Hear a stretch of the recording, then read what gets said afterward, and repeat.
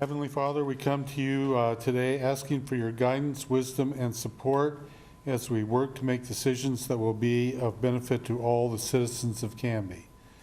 See that everybody gets home safely after this long evening tonight. In your name, amen. I pledge allegiance to the flag of the United States of America and to the republic for which it stands, one nation under God, indivisible, with liberty and justice for all.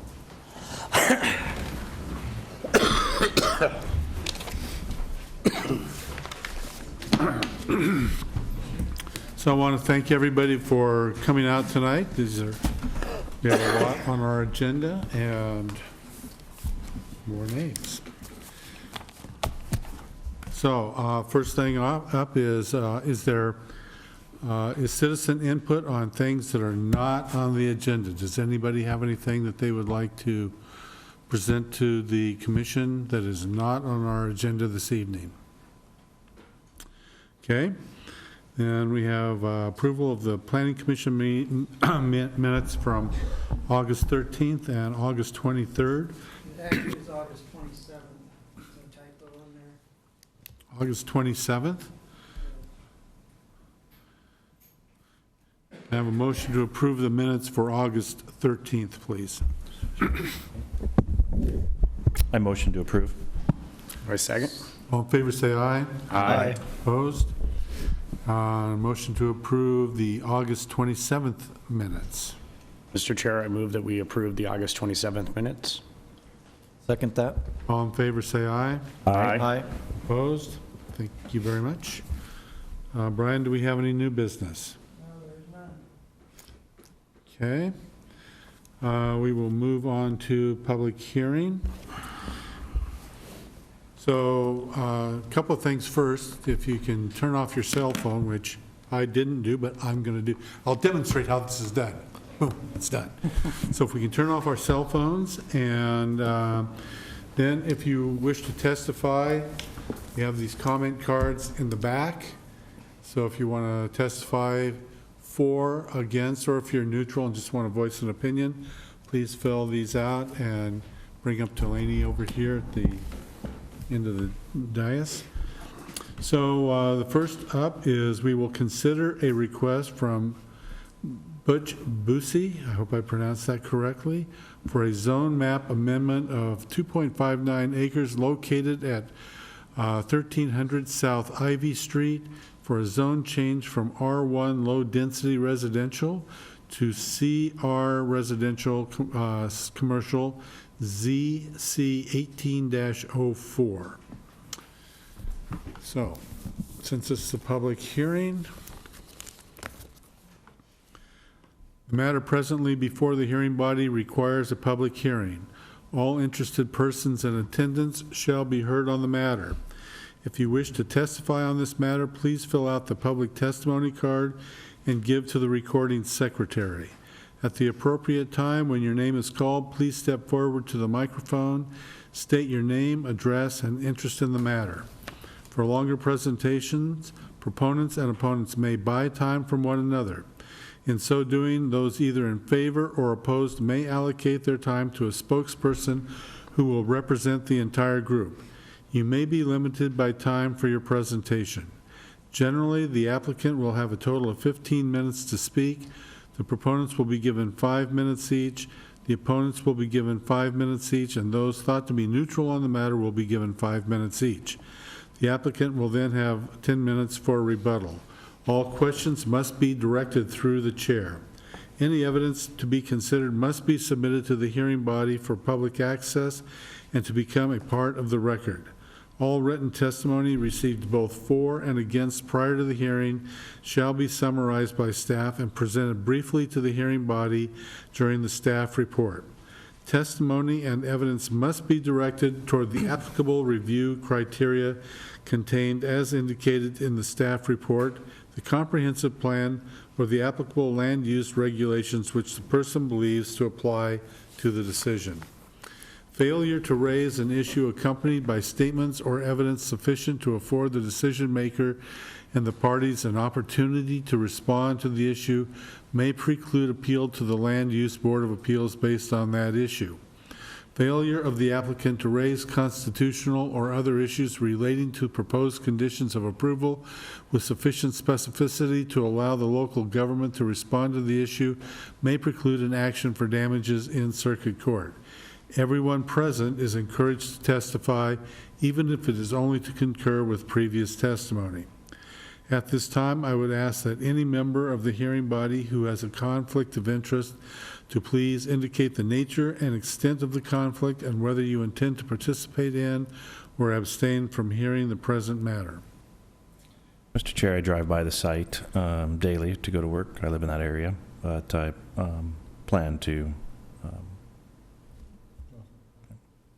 We down here? We're all good? Okay. Also, if any member of the hearing body has had an ex parte contact with anyone prior to this hearing, including a visit to the site, please declare the nature and extent of such contact at this time. I've just been driving by there lately. Okay. Okay. Same here. Okay, does any member of the audience have any questions for any commissioner regarding conflict of interest or ex parte contact? Okay. The public hearing will be conducted as follows. First, Brian will give us the staff report, then questions, if any, by us. Then we will open the hearing for public testimony. The applicant will have not more than 15 minutes. Proponents not more than 5 minutes each. Opponents not more than 5 minutes each. And those thought to be neutral, not more than 5 minutes each. And then about 10 minutes for rebuttal by the applicant. That time, we will close the public testimony. Questions, if any, from us. Then we will have discussion and deliberation. No additional testimony unless specifically allowed by the chair. A decision shall be made by the hearing body at the close of the hearing, or the matter will be continued to a date certain in the future, and this will be the only notice of that date you will receive. Does anyone have any questions about the procedure outlined for this hearing? So we have a lot to cover this evening, and in all the years that we've been doing this, I've never had to time anything, but I think given the nature of what we have here, I will be paying attention to the time restrictions that we just discussed. Brian? Hey, thank you, Chair, and good evening, Commissioners. I have to apologize, as I've already did to the Chair, at the last minute in our rush today, we accidentally deleted our PowerPoint program, although I have it in paper. So it's not going to help the audience and those at home very much tonight.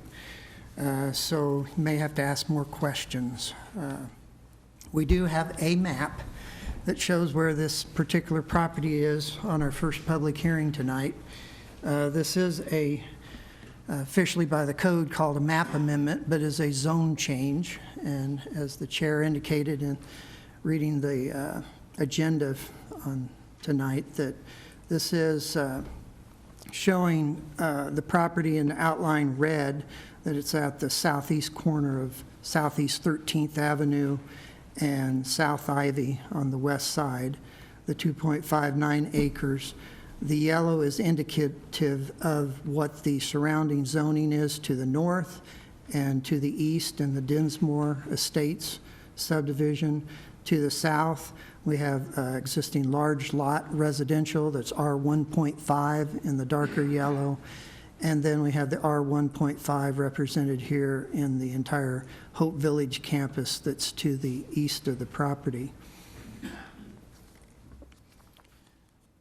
The proposed zoning is to the CR zone, and I was going to show you our comprehensive plan map that just shows this particular property on the comprehensive plan map as a land use designation, not a zoning district. That's how the comp plan works, and does have that indicated as CR, and that was a result of a ordinance that was passed in 2003, Ordinance 1120, that created a special area of concern in the text of our comprehensive plan and discussed this special area they labeled K, which was specifically just this property. And in that discussion, they talked about the suitability of a mixture of residential and commercial uses on this property in the future, and talked about not only the CR zoning, but there was mention of the CC commercial zone district, because there was also discussion at the time about whether a convenience type store at this corner would be an appropriate use or not. The end conclusion was to designate the property CR, which provided for both residential and commercial uses, and indicated that that was the appropriate land use designation for the property in the future. And then the last sentence of the text amendment said, however, we're keeping the zoning R1 rather than changing it to CR at this time with the ordinance that was passed. Unfortunately, somewhere along the line, the zoning map actually got changed and showed the CR zoning for many of the past years. So we have corrected that zoning map, and that's what you're looking at now is a corrected 2018 version that actually shows the R1 zoning, as the comprehensive plan amendment left it at R1 zoning, with the opportunity for the property owner at that time to seek out a future zoning at the point in time when he felt like had a better idea of how he wanted to develop the property in the future. And we have someone today that has made that application to follow the comprehensive plan and to try to rezone this property to the CR zoning. And as you know, because of the second item on our agenda for a proposed development that would have, they're calling the Canby Townhome Project. So their intent right now is obvious that they are intending residential development, not potential future commercial development that would also be allowed in the CR zoning if approved for this property.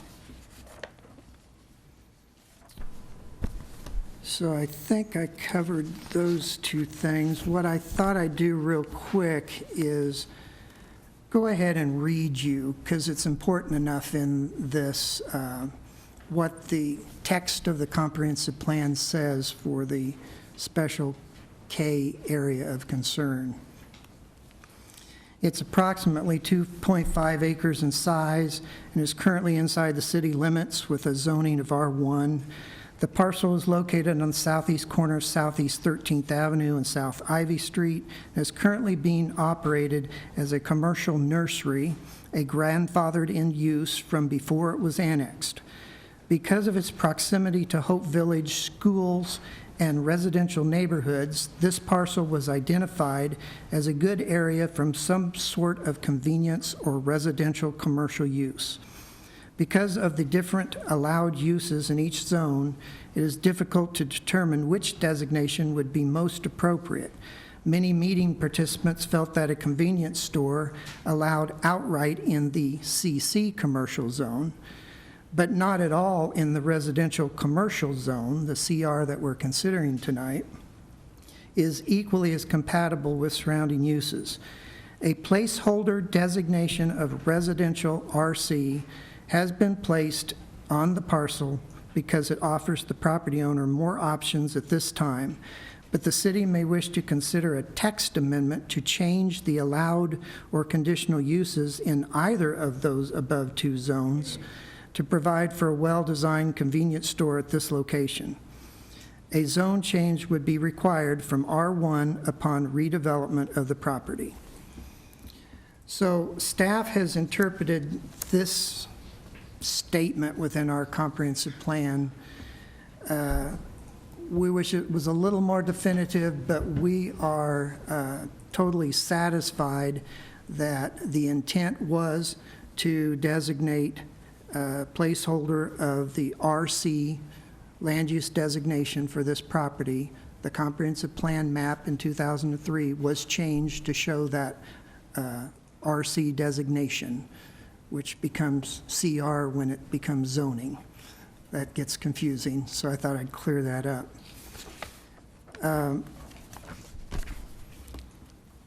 I might, let's see, what else did I want to indicate on this? In the records in 2003, when this text amendment occurred, the text amendment itself was part of the city's periodic review process. That's something that all cities used to go through approximately every 10 years, required by the Department of Land Conservation and Development, to align all cities' comprehensive plans with the stated land use goals. In that process, they were identifying several properties in Canby that could be upzoned or increased intensity of use, and or to provide some opportunities for possible mixed use. That was identified as a need for the community to expand from the low-density residential zoning district, which was predominant in the community at that time, and to identify willing property owners that would accept a future designation on their properties where it would be deemed suitable for the community as a whole to provide some more different kinds of housing types and areas that would be suitable for neighborhood commercial type uses, because that's what the definition of this CR zoning is. A couple of those made it through the Planning Commission, but before the council meeting, either the property owners decided they were no longer interested and they dropped it out of the proposed text amendment that was being made to the comprehensive plan. This particular property's request for CR zoning stayed in the plan and was adopted. The ordinance was adopted and the map was changed.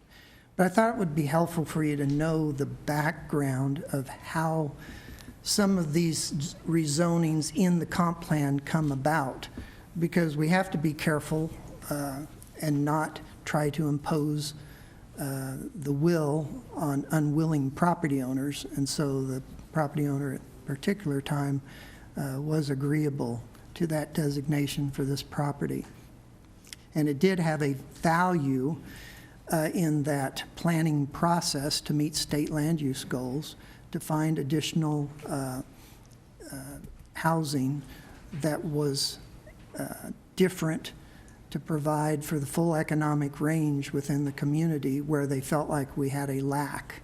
And even today, I think with the land needs study that we've been doing in-house, we still have more low-density residential zoning than we have medium density, which is in fairly short supply. And we have quite a bit of high-density R2 zoning, but unfortunately, it's all currently developed with single-family homes. And if you'll recall, that's one reason we downzoned some industrial zoning for an apartment complex out by Fred Meyer, is because they needed to assemble a large area, and doing that with existing development that has single-family homes is much more difficult than an area that's vacant and doing a downzone from industrial. So that gives you some background on that particular item. I think that's really all I wanted to cover. Wanted to let you know that based upon the submitted facts, findings, and conclusions of our staff report, without benefit of the public hearing tonight, we did recommend approval of zone change 1804 and rezoning it in accordance with the comprehensive plan. Okay. Any questions for Brian? Okay. Can we have the proponent, the developer, would like to step forward and got 15 minutes. Okay. Oh, there you are. You can state your name and address, please. Microphone. Turn it green. Hold it down. There you go. Oh, okay, good. Butch Bussey, 19950 South Springwater Road, Estacada.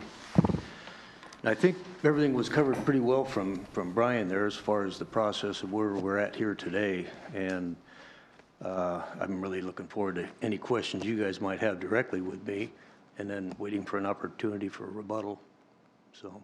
Okay. Do you have any questions for Mr. Bussey? Same. No? Okay, thank you.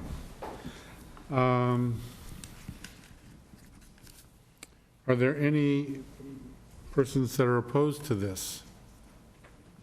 If you're, okay, because they didn't indicate, we've got 3 things on the agenda, and some of these were not. So Clint Coleman. So Chair, it would be preferable if we could get the audience members to focus on the 2 separate cases, although they both deal with Butch Same Bussey's, thing. and talk about zoning versus the actual proposed development at this time. Well, Clint here says that he's going to talk about the zone change. Great. So Clint, if you could state your name and address, but You betcha. My name is Clint Coleman. I live at 2114 North Vine Street here in Canby. And I saw the proposal for 38 or 30 townhomes, and it just seems to me that this would be overpowering a relatively small lot at a busy intersection. At 2 cars per townhome, that's 60 cars, and if the 60 cars make an average of 3 trips per day, that's 180 trips per day, going onto an extremely busy street with 1 entry and exit. And then the people that have built the brand new homes that back up to this, did they know that this was a possibility when they built those homes that will completely change their backyard experience? I have no problem at all with the owner of the property developing it, but it seems to me that single-family homes in keeping with the existing neighborhood seems to be a much more sensible plan for the community we all care a great deal about. And finally, one of the reasons we choose to live in Canby is the quality of life and livability. And the question that should be asked is this proposed plan consistent with maintaining our quality of life for our citizens? That's all I have. thank you. Any questions for Clint? No. Okay.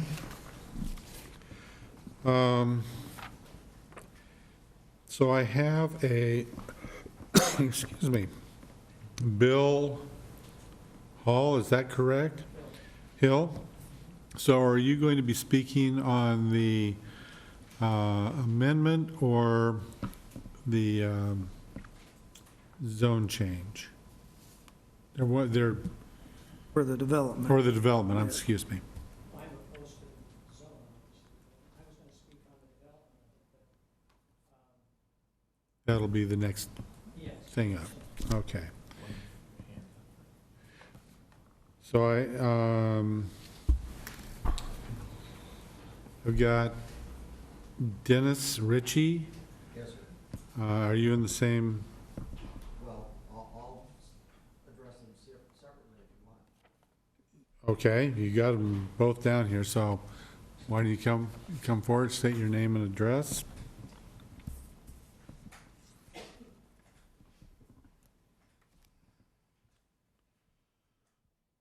Sorry about the pity stick here, but they just started letting me walk today. We're so tough here, we don't, we might just kick that right out from under you there. Roll a long ways. Yeah. Okay. Chair Savory, Commissioners, when I look at this particular piece of property, I think the zoning for larger residential would kind of change the whole era of the neighborhood. I'm new to Canby. We're just celebrating our second anniversary of putting the money down on the house.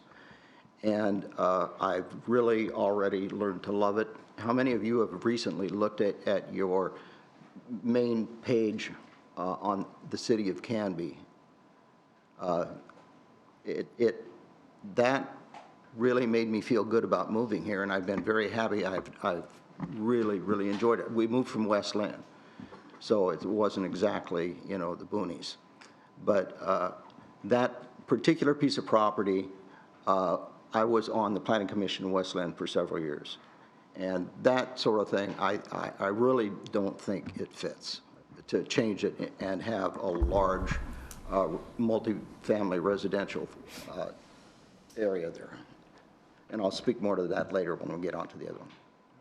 Thank you. Do you have any questions for Mr. Ritchie? Actually, I do.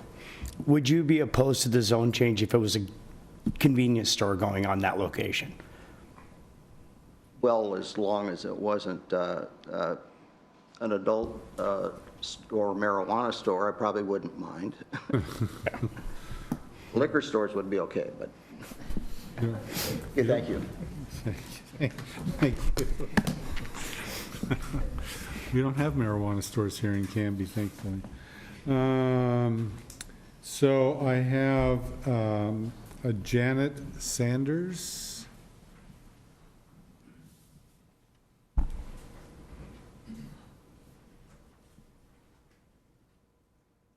State your name and address, please. Janet Sanders, 1375 South Larch Street. So I'm going to speak specifically to the zone change. Trying to make my way through these documents. So it was interesting listening to Brian read that designation of this special property, the Special K property. And how I read it is that at the time of this comprehensive plan, which by the way was 15 years ago, and I understand from several of the city councilors that I've spoken with that the plan at the time when this was developed was that the projection was that all the growth was going to be heading that direction in the city of Canby, and in what happened is it kind of went the opposite direction. And so when I read this, it says a placeholder designation for the RC has been placed on this parcel because it offers the property owner more options at this time. But the city may wish to consider a text addendum to change the allowed conditional uses to provide for a well-designed convenience store at this location. So I think that if you really read this as part of the comprehensive plan, which was 15 years ago, the designation was not to say, hey, when the time comes, we're going to kind of let the landowner decide whatever he wants. I think the designation was, hey, we're going to have a lot of people living out that direction. We're going to need a gas station, a convenience store or something. I just want to make the point that I think that this is kind of being interpreted differently. From my perspective, I'd rather see a convenience store there, quite honestly, than having the multi-family high density in that lot. The number of people coming and going is going to be unreal. It just, the last point I want to make about that zone change is, I think maybe it was a blessing that zone change was never made, and maybe there's a reason behind that. And I don't think that this is an appropriate place to put that designation for that many people. Thank you for your time. I'll come back later to address the plan. Oh, okay, so Thank you. you want to come back for the second one, okay. I'll put you over here. Thank you. I think. Okay. I have Mr. Bob Cambus. Okay. Are you going to speak on it, since it doesn't show here? I think I wrote it on the bottom, rezoning. No. It says Canby Townhouse. Oh, yes, yeah, there you go. Rezoning. I'm not, I don't print very well. Okay. If you could come and state your name and address, please.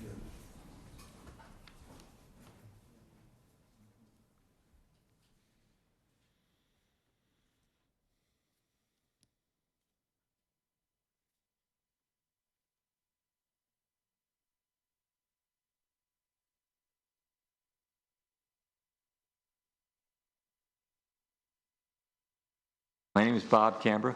I live at 1338 North Maple Street here in Canby. Those two issues, rezoning and development, seem to be somewhat interconnected, but it's really the rezoning that I think is the most important one at this point in time. I'm here tonight to voice my strong objection to both the rezoning and this project being approved. This plan needs to be rejected for the sake of this community.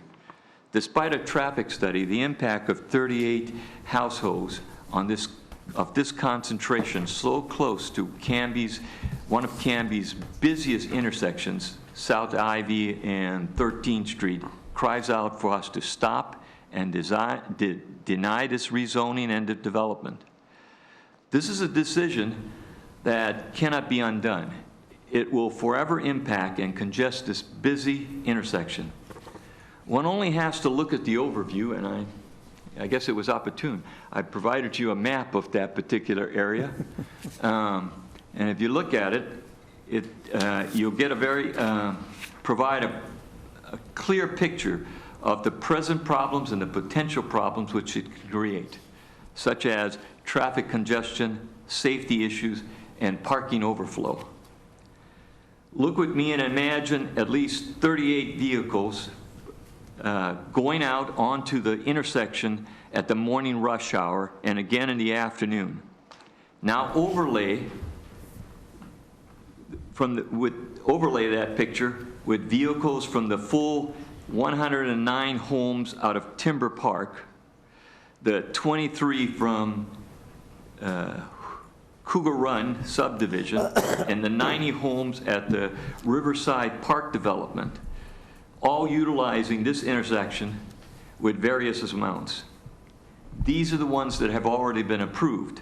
Now add the 100 or more awaiting planning approval in the Riverside Hope Village area, plus all the out-of-town growth which flows through the Ivy to access Highway 99. What do you imagine will happen at this intersection? Have any of you actually sat at this intersection and watched the traffic during rush hour? I have. Have any of you talked to the community members who live near this intersection, who hear and feel the rumbling caused by the current traffic? I have. This is a very busy intersection with high usage growing quickly within the near future. I'll leave this paragraph off because it really talks about the type of development and some of the problems that would be happening. But enough to say that this development is built in such a way that its parking and visitor parking is not adequate. It will overflow into all of the surrounding neighborhood.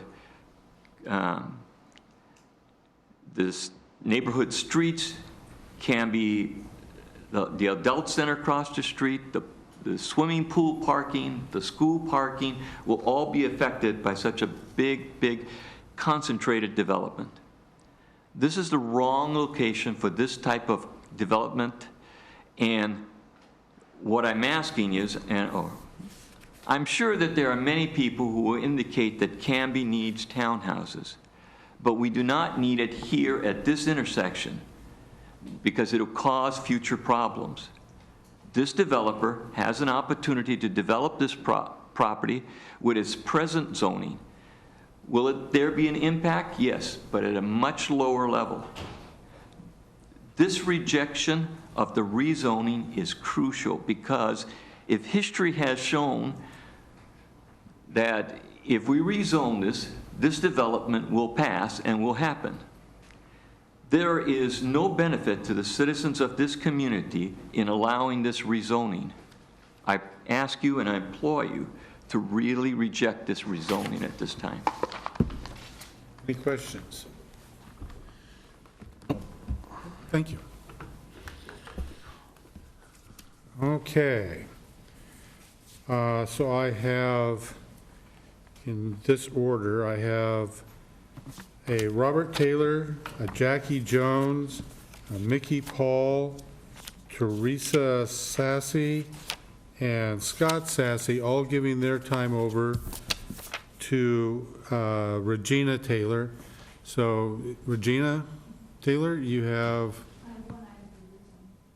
Okay, so you have 30 minutes.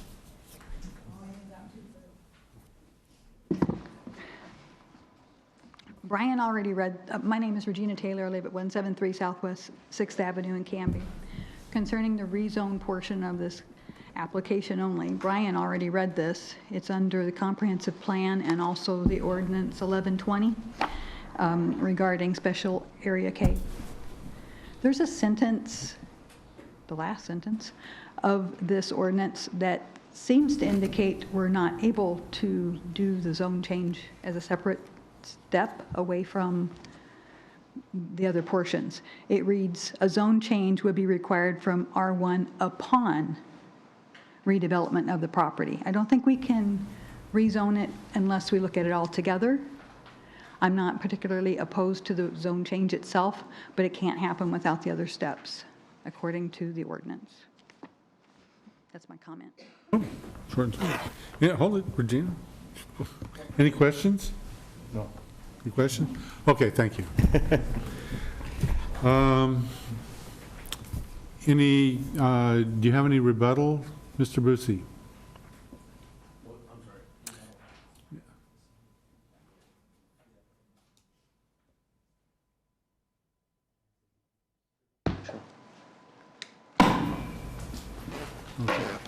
I'll go first. Okay, Please turn sir. on your microphone.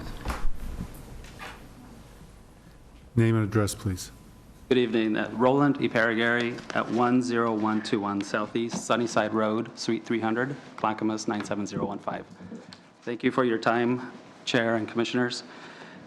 There seems to me to be a misconception into this being a zone change because, in effect, for 15 years, the City of Canby has demonstrated that this was, in fact, a CR zone. Any applicant, any purchaser of any person interested in the property would have been told by the planning division that this was CR zoned. Effectively, it is what the city leaders wanted then. It is what your experts at the Planning Commission and the director of the Planning Commission thinks was the intent of the city, and he read the reasons for that thought process. So, as a state, we rely on experts to tell us the best options for development, the best options for the needs of every city. And in this case, that has been so designated in 2003. It is interesting that Dinsmore Estates, because we took some time to really look at the history of this development and how things happened, and that special instruction K, I think, was probably something that someone planted to give Brian Brown a headache 15 years later, because that's an instruction that's not readily seen in any other planning commission. So the reason why that was put in there is somewhat unknown, and it is interesting. But in any event, the Dinsmore Estates, when they built that property, the developer relied on the fact that this was a CR zoned in order to quash the landowner's ability to require an access road. And the city agreed with the developer then. So had the city come in and said, this is R1 zone, when Dinsmore Estates was built, and I don't know what year that was built, maybe someone can help me here, there would have been a good argument for the landowner to come before you and say, look, this property was R1 zoned, an access road needs to be built in order for me to have appropriate access to this lot. But instead, based on the reliance of the information from the city of Canby and based on the insistence from the developer, they said, no, this is CR zoning, CR zoning. And my guess is that the same developer would come back today and say, no, it should be R zoned, which seems to be, in a small example, a demonstration of the problem that's been created here. So I listened to Brian Brown very carefully, and I listened to the reasons for the recommendation that your experts have given for the zoning change. And beyond that, I don't really have any other comments except for the ability to point that out regarding Dinsmore Estates. Thank you. Brucey? I'd just like to say that we we wouldn't be sitting here tonight if I hadn't been kind of guided along the whole time with the idea that this was CR and that everybody was already comfortable with that, and it seemed to be a natural having conversation with everybody in the planning department. So that a while back, it was a surprise to us as well that this all of a sudden came out of the, last minute file that this Special K existed. But I do think it was the intent a long time ago to have this identified as commercial residential and for these types of uses in the area. And I do think that the residential would be a much better use of the property rather than having, you wouldn't believe the multiple trips out of a gas station / little store that you'd see coming in and out of there all the time. So it just feels like a much better use of the property. Any questions? I do. When you said you did your research and you look back at the Dinsmore Estates, I'm curious where you got those. Are those assumptions, or did you speak with the developers or look back at past planning commission meetings to get that assertion that the landowner used that as a reason not to have the streets, the access roads? I'm just curious how you came to that conclusion. Was it by talking to the developer or looking back at past planning commission meeting videos? Commissioner Varbig, Chair.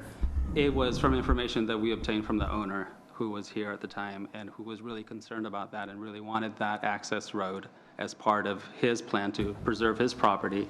But again, since it was CR zoned, then that was not something that he was able to compel the city to put in place. I've got another question. Okay. I just heard the applicant state that their thought is if this was a convenience store or a gas station, that it would possibly generate more trips than what they're proposing. Do you have any hard numbers from an transportation expert that could be backed obtained up through a traffic impact, but past developments in that, I've seen numbers that would surprise people what kind of use that the traffic flow coming in and out of there would cause. So, but I don't have that. I can't answer that because I haven't had them study for that particular use. They did study for our townhouse project. Thank you. Thank you.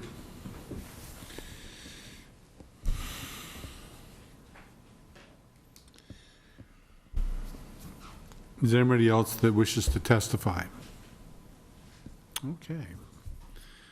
Then I will close the hearing on this.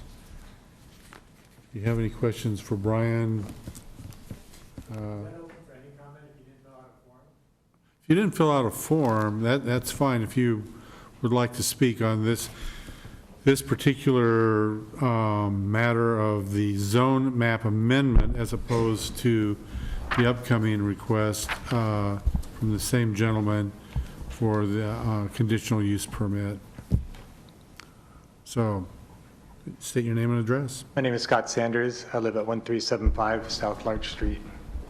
I just wanted to make a point about when we purchased our property and Dinsmore Estate was being developed, there was an access point that came in for this, and this was all supposed to be detached single-family homes, and we were shown the plat of that design, and this road is supposed to come through here, so access was granted to this lot based off of a plat or a preliminary design when we moved in. So when we moved in, we expected to have detached single-family homes, smaller lots, smaller homes, but that was fine, but that's what we were told when we were moving in, and that was the plans that we were shown. So to say that there was no access granted in the design, that's not true. That's what that dead-end street was for.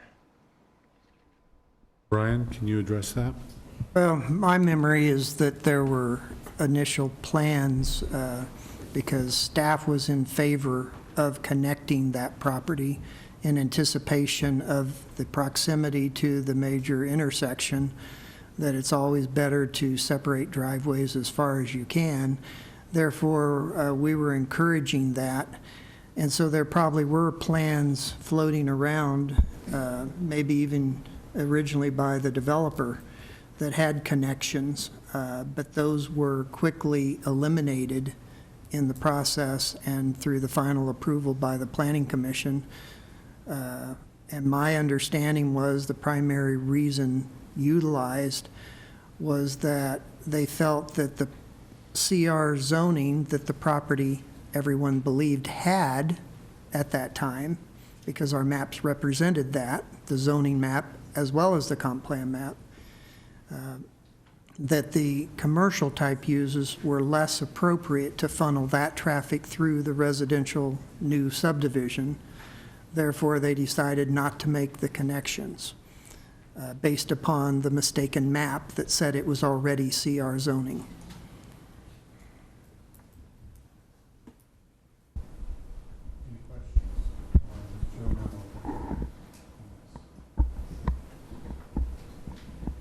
Okay. Thank you. Is there anybody else who would care to testify? Okay. So the public portion of this is closed, and we will move on to any further questions and deliberation. So, Tyler, you want to start us off? What are your thoughts on this? You put me on the spot. Oh. Well, I could start down there with Andre. Yeah, let's start but down with I'd hear Andre. the same thing from him, so.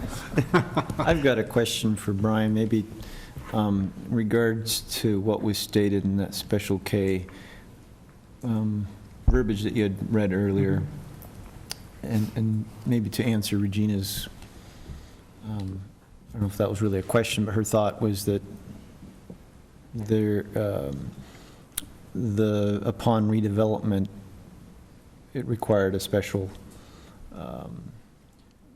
change to occur there. Can you chime in on She that? was alluding, sounded like, to needing to have them connected with development. And so, I mean, overall, I agree that in the sense that with the proposed development that the applicant is proposing, we do have to condition this rezoning on being approved, or we can't even consider the proposed development. And so, I mean, from that point of view, they are tied together, and redevelopment does need to be proposed, and you need to know whether it's allowed in the current zone or not, and it's not allowed in the R1 zone, so we do have to have the approved rezoning to go forward with the development. That doesn't mean tonight, the second item on your agenda is the development proposal. Even if you recommend denial on the zoning, we would hope you'd set that apart because you're only recommending to the city council on the zoning. Assume maybe the council overturns a denial, approves it, then you need to be thinking about the development itself and its merits. Forget about the zoning now and think about the development itself. And so there's that connection. There's also the statement in that Special K area that talks about a placeholder. And that's the one that stumped staff the most. But it's also our opinion that it definitely indicates that they designated the CR as that placeholder. And I wouldn't have used the word placeholder. They should have been straightforward like every other comprehensive plan text amendment I've seen and indicate we approve the CR designation, land use designation for this Special K area. That's what they should have said, not the word placeholder.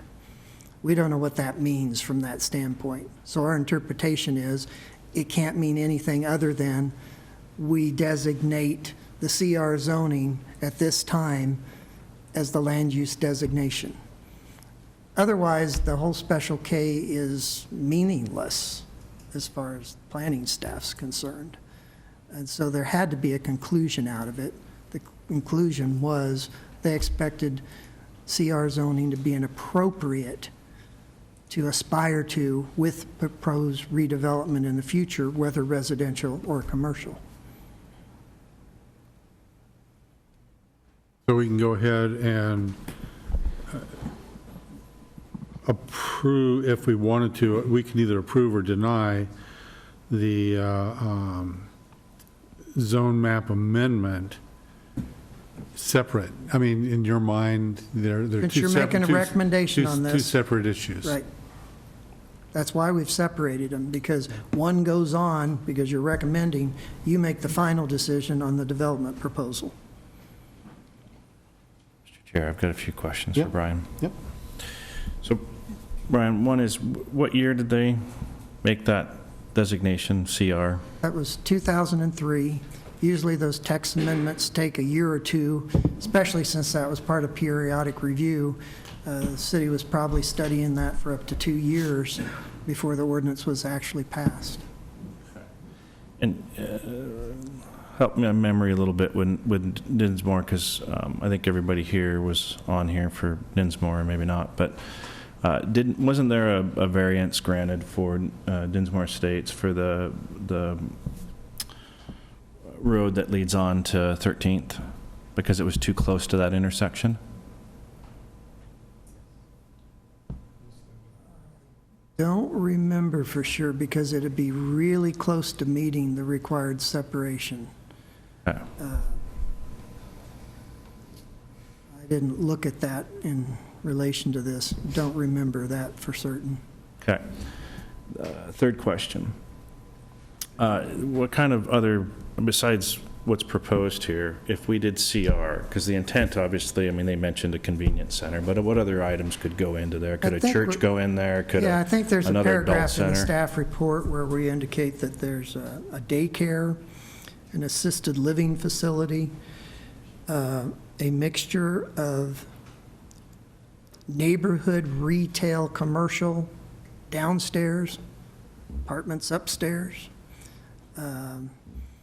separate buildings with retail and commercial, and probably the most suitable use, in my opinion, is an office building. So any of those uses would be appropriate on that property. And traffic-wise, I think an office use would probably be the least impactful. And during the, other than 8 to 5 hours, probably the least impactful on the surrounding residential neighborhood. So really, I think what's in front of us is the same question that was in front of the folks in 2003 or during that study is what do we think is the right use for this? Take away what's being proposed for it, right? And discussion needs to be probably around the use of that area and what would be appropriate for the neighborhood. We heard from a few folks out there that thought that, you know, I wouldn't mention the liquor store. I don't know that that's the best thing, but that it could be other use that's good for a growing neighborhood in there as well. And I think that probably should be the discussion. I might just add that the text amendment that the comp plan Special K discusses hasn't ever happened in terms of changing the CR zone to allow a convenience store. We've already made an interpretation that the CR zoning as currently stands does not allow a convenience store because there's specific wordage in that zoning district that says car-intensive uses are not permitted when it comes to commercial uses. And we've determined that a convenience store is a car-intensive use. So there would have to be a text amendment. And that's what they were alluding to allow the convenience store that they thought was appropriate. But they utilized a discussion about our current zoning districts, said maybe CC, but we're going to put the placeholder on CR. We think that's most appropriate from what we have in 2003. I think it's important to remember, too, a lot has changed in 15 years. Obviously, you know, when things were being thought through back then, there were not as many homes. And I think that's something that's important for us to think about is, you know, as you mentioned, we have to consider what's the best use of the land now. We can't, I don't think it's being a good steward of the land in Canby if we make decisions now based on ideas from 15 years ago. I feel bad that it was a huge mistake, that it showed that for so long. People would have made different decisions with the land a long time ago. But I don't think that we can fix a mistake with another mistake. I think we really need to take what they thought it was 15 years ago off the table and consider what it's going to be now and how we can use the land now, or what it should be now. If I could go back and change a lot of things in my life based on things that I thought 15 years ago, it would be a whole lot different. And so I think that we need to take ideas from 15 years ago off the table when we consider this and consider what's the best use of the land now. Because now is when we're making the decisions to change the zoning, not 15 years ago. There must have been a reason, I think, why they didn't do it 15 years ago. And I think that what we're forgetting to consider is that maybe there were those, I call them still small voices saying, maybe this won't work when it comes time to actually develop the land. Let's put the placeholder, is the term that was used, on this land now because we think that's what's going to happen. But let's not actually do it because we're not sure. Well, now here we are 15 years later. Now we're sure development didn't occur the way that they thought it was 15 years ago. And I think that we really need to consider that when we make our decision.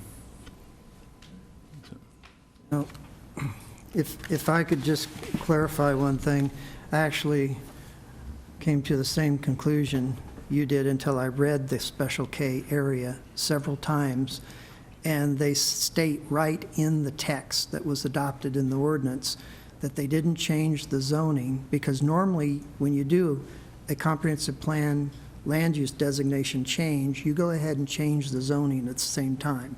It's not mandatory that you do that. And so, but they took the stance to not change it because the owner of the property at that time, they wanted to give him the greatest flexibility to either just go ahead and develop it with the current R1 zoning or decide to, in the future, to do CR zoning. And so that was the reason they didn't, apparently, is because they wanted to give the owner of the property the greatest flexibility at that time to go either way. But again, at the same time when they were doing that, there wasn't, several hundred homes next door. In response to that, agree with you 100%. There is tons of change that has occurred. But you know what hasn't changed? The zoning of the surrounding property is exactly the same today as it was then. So the uses that we were expecting have now happened. They just weren't built at that. We had a 10-acre tract for Dinsmore that was vacant, and it's now developed, but the zoning hasn't changed. So at least the people that were considering in 2003 were thinking, oh, if there are houses here, this is still the correct designation. And that doesn't mean we have to think that today, but that is what they were thinking then because they knew what the zoning was. They knew what would be built, and that hasn't changed. Hope Village had the same zoning. They were there.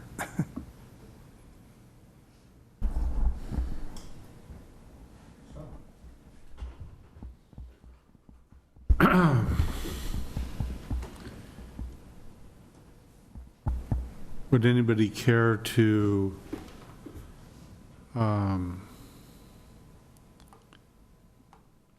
propose that we approve this at this time? Or I got a couple more questions, sorry. oh, more questions? Have at it. So, Brian, just to play devil's advocate a little bit here. So looking at the zoning, right? So the properties that are just south of that, that's 1.5, right? That's correct. So you would have to, and now that the streets are built and the way that it's built now, you would have difficulty doing an R1 in that area anyways, right? Because you'd have to rely on coming in 1.5 and then turning around and going in there. I mean, it really necessarily wouldn't come off the street because you would have an issue with the intersection there. Right. I'm not a designer of developments. Sure. I mean, we leave that, but if they were to develop under the current zoning, then it would likely be a single-family detached development. Yep. Normally, they use public streets. They'd probably propose a PUD as they have here, so they could use private streets because it might be too tight to use a public street because they take up more width. And so it's just a matter of, again, being limited to one driveway. And that's kind of a development issue, but I guess it's relevant with the zoning too, but they're limited to one point of access because neither meets the driveway separation requirements at intersection of arterial streets. The city controls the 13th Avenue. We do not control South Ivy, which is still under the county. The county has indicated in writing they will not grant a full service access, only an emergency access. And in the long-term distance, we're signing an agreement with the county to take over South Ivy, but that's irrelevant now because we don't have control or operation today. So from that standpoint, it would look very similar, except it would be a much lower density development.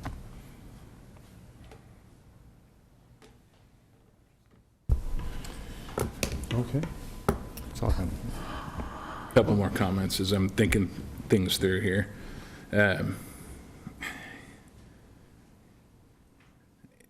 Obviously, that's a busy intersection, and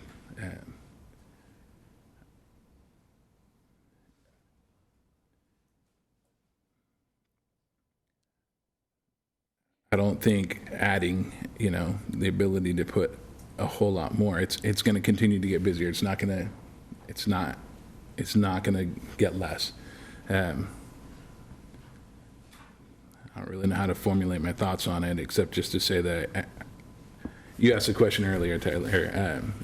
Would they be, consider it if it was a convenience store versus that? And my personal opinion is I don't think I'd want to change the zoning for a convenience store either, because we're already at a really busy intersection, and just to add that much more traffic, either for a convenience store, 38 townhomes, or whatever.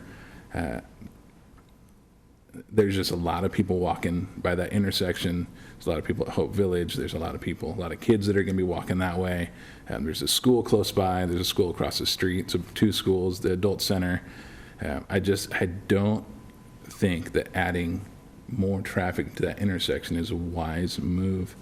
And I think that if there's anything that we can do to control how much traffic goes into that corner, I think it would be in our best interest to do so. It's not often, as you guys know, that we have the opportunity to make a decision based on what we think is best up here. We oftentimes are expected to go by the code or what the code says, and from what I understand, this is one of the few opportunities we have to say, yeah, we think this is a good idea, or no, we don't think this is a good idea. My personal opinion, the way I'll be voting tonight, is I don't think that this is a good idea. Chair, there is one other thing I wanted to point out. The discussions may be even more relevant with the development itself, but there was a traffic study performed. The initial results were reviewed. It was independent firm that the developer hired to go ahead and do that. The scope of work was determined by the city with DKS, our traffic consultants. The first review of this traffic study came into the city, and we had DKS review it, and they said there were a few additional tasks that weren't completed quite right.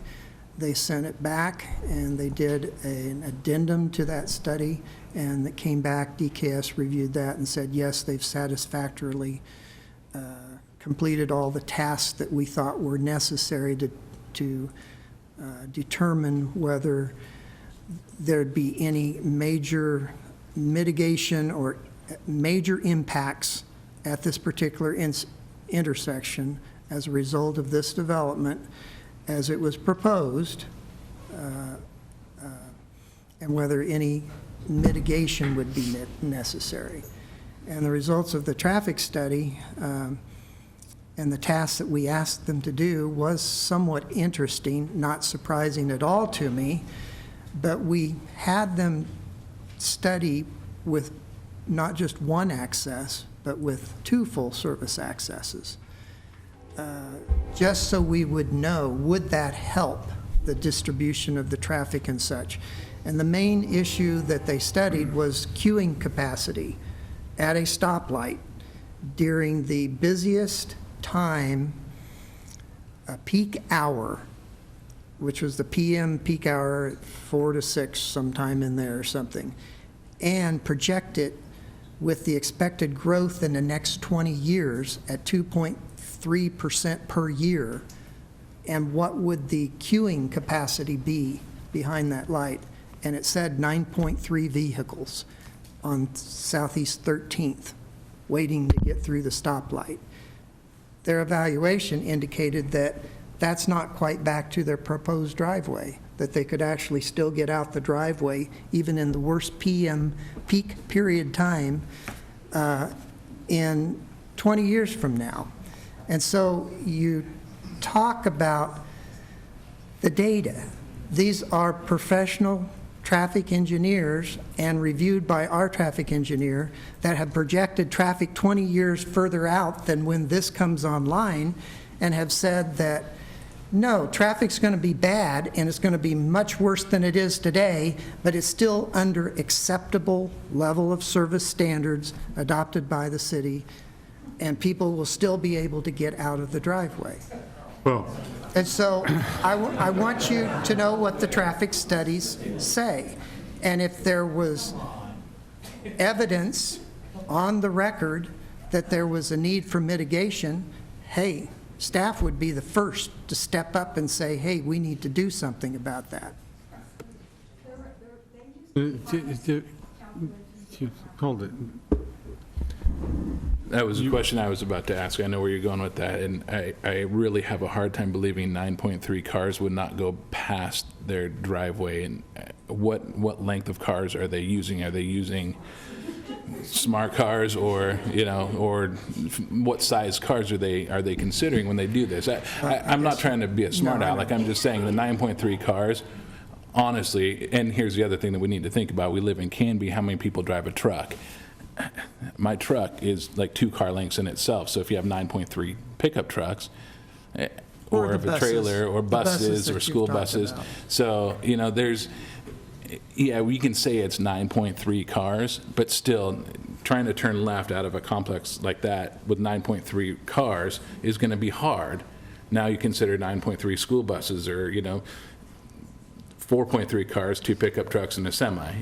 There's a lot more, and I'm not a traffic engineer by any means, but I just think to say that those numbers are... That is relevant additional information to weigh with the factual data that was provided by the professionals.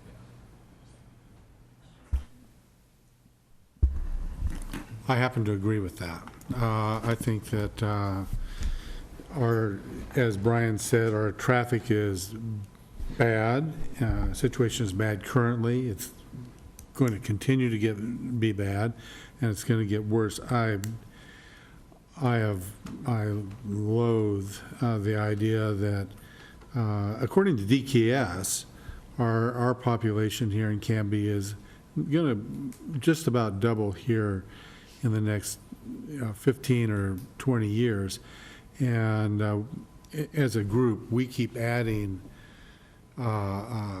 development after development after development that puts 50 cars trips here, 38 car trips there, and individually they don't sound like a lot.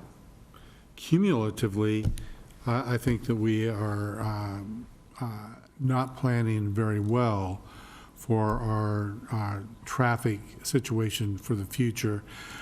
I agree with Sean that I think that the livability of Canby is on a precipice, and the town and city that we all love, and we moved here for a particular reason, in my case 23 years ago, I've seen the traffic just get worse and worse. The development may be great, but I'm with Sean on this, and I will probably be voting no on this zone change. So, does anybody wish to render another opinion? Vote. Okay. Mr. Chair, I will make a motion that we deny zone change 18-04 Butch Bussey for a zone map amendment of 2.59 acres located at 1300 South Ivy Street for the zone change from R1 low density residential to CR residential commercial. Have a second? I second. All in favor, say aye. Aye. Opposed? Aye. Okay. You're opposed? Opposed. Okay. So it's 4-1 to deny that. Okay, thank you. We will move on to consider a request for a site and design review conditional use permit, planned unit development and subdivision to develop a 2.59 acre site located at 1300 South Ivy Street with 38 townhouses, single-family dwellings with common wall construction at the corner of Southeast 13th Avenue and South Ivy. The matter presently before the hearing body requires a public hearing. All interested persons in attendance shall be heard on the matter. If you wish to testify on this matter, please fill out the public testimony card and give to the recording secretary. At the appropriate time, when your name is called, please step forward to the microphone, state your name, address, and interest in the matter. For longer presentations, proponents and opponents may buy time from one another. In so doing, those either in favor or opposed may allocate their time to a spokesperson who will represent the entire group. You may be limited by time for your presentation. Generally, the applicant will have a total of 15 minutes to speak. The proponents will be given 5 minutes each. The opponents will be given 5 minutes each, and those thought to be neutral on the matter will be given 5 minutes each. The applicant will then have 10 minutes for rebuttal. All questions must be directed through the chair. Any evidence to be considered must be submitted to the hearing body for public access and to become a part of the record. All written testimony received both for and against prior to the hearing shall be summarized by staff and presented briefly to the hearing body during the staff report. Testimony and evidence must be directed toward the applicable review criteria contained as indicated in the staff report, the comprehensive plan, or the applicable land use regulations which the person believes to apply to the decision. Failure to raise an issue accompanied by statements or evidence sufficient to afford the decision maker and the parties an opportunity to respond to the issue may preclude appeal to the Land Use Board of Appeals based on that issue. Failure of the applicant to raise constitutional or other issues relating to the proposed conditions of approval with sufficient specificity to allow the local government to respond to the issue may preclude an action for damages in circuit court. Everyone present is encouraged to testify, even if it is only to concur with previous testimony. At this time, I would ask that any member of the hearing body who has a conflict of interest to please indicate the nature and extent of the conflict and whether you intend to participate in or abstain from the hearing, from hearing the present matter. Okay. Also, if any member of the hearing body has had any ex parte contact with anyone prior to this hearing, including a visit to the site, please declare the nature and extent of such contact at this time. I drive by the site for work. Does any member of the audience have any questions for any commissioner regarding conflict of interest or ex parte contact? Okay. Public hearing will be conducted as follows. First, Brian will give the staff report. Well, there will be questions, if any, from us. Then I will open the public hearing for testimony. The applicant will have 15 minutes. Proponents, not more than 5 minutes each. Opponents, not more than 5 minutes each. And those that are neutral, not more than 5 minutes each. And then the applicant will have 10 minutes for rebuttal. At that time, I will close public testimony, and then there will be questions, if any, from us, discussion and deliberation, and no additional testimony will be allowed except by me. Decision shall be made by the hearing body at the close of the hearing, or the matter will be continued to a date certain in the future. This will be the only notice of that date you will receive. Anyone have any questions on that? Okay, Brian, it's all yours. Okay, since we do have a big audience tonight, I'm going to try to do this fairly rapidly. Well, with this request, we do have the development proposal called the Canby Townhomes. There are 4 different applications that are part of this request. Look at your agenda and you see that there's a site and design review for any proposed development, and we have a conditional use permit. And the conditional use permit is necessary, and I might start with the map here. This map is showing the property with CR zone in order to emphasize the fact that the development that is proposed, the Canby Townhome project, which consists of single-family homes with common walls. So they're attached, and there's a series of them. That use is listed in the CR zone because there's assumption that they have to have the CR zoning to be able to do this development. And so I encourage the Planning Commission now to respond and make this the best development it can be in case the City Council approves the rezoning. You want your hand on the best development that we can possibly get for this site. This particular, I'm not sure I finished my sentence, the attached common wall single-family homes require a conditional use permit within the CR zone. It's not a use allowed outright. And to remind you, conditional uses are usually approved, but they can be approved with conditions that may be necessary to help assure compatibility within the neighborhood setting that it's in. The other application is a subdivision. So this proposal is dividing into proposed 38 individual platted lots. So each unit can be sold separately. So that's our understanding, that they intend to have the lots for sale and people would buy their units. I'm not savvy enough to know whether we can absolutely force them to do that if they chose to lease them. That might be a question. But we believe their intent is to sell these individual lots because they're going through the effort to plat them. If they do plat them, they clearly aren't apartments. They're not multifamily. They're individual home sites for sale. They happen to have a common wall. The other application, maybe I skipped over it, is a planned unit development. The planned unit development is often suitable when you're proposing private roadways.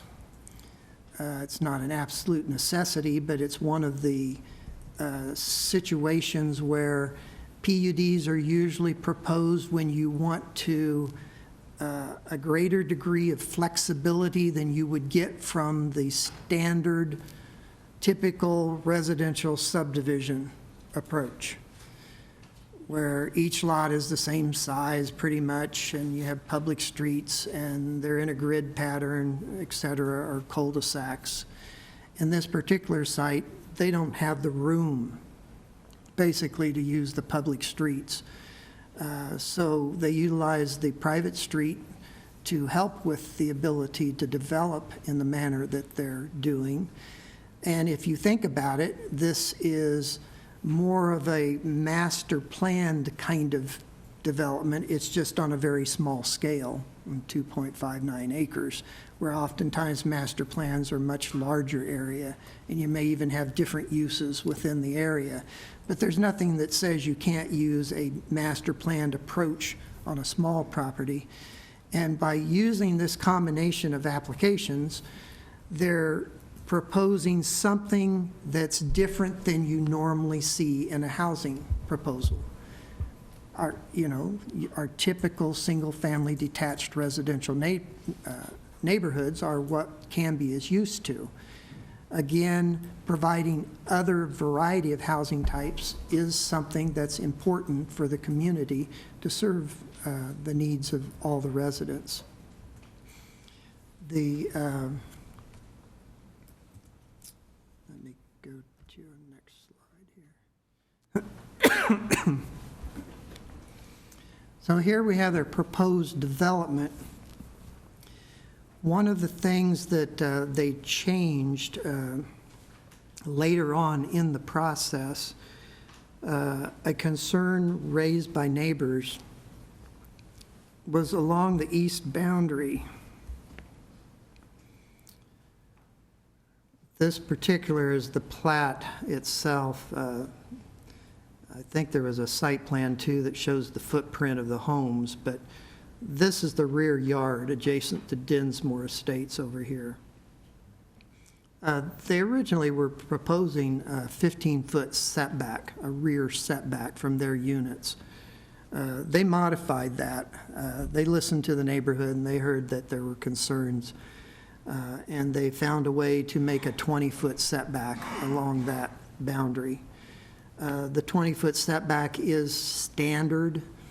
They don't really need the PUD, but the PUD provides that flexibility to consider something less than 20 foot. They're no longer asking for that. They're asking for the 20-foot setback, which is standard along that boundary. Staff, as I said, we've been playing catch-up for weeks. We've got so much going on. But it was somewhat difficult to read the drawings, and there is a statement in the staff report that implies that the streets are only 20 foot wide, but they're actually 26 feet wide. And that's an item that presents some concern to staff in that the minimum public street width, paved street width, that we allow is 28 foot for a low volume residential street. This would qualify for a low volume residential street with the number of units that would go out to this private road. But when we do the public street at 28 feet wide, that restricts parking to only one side of the street.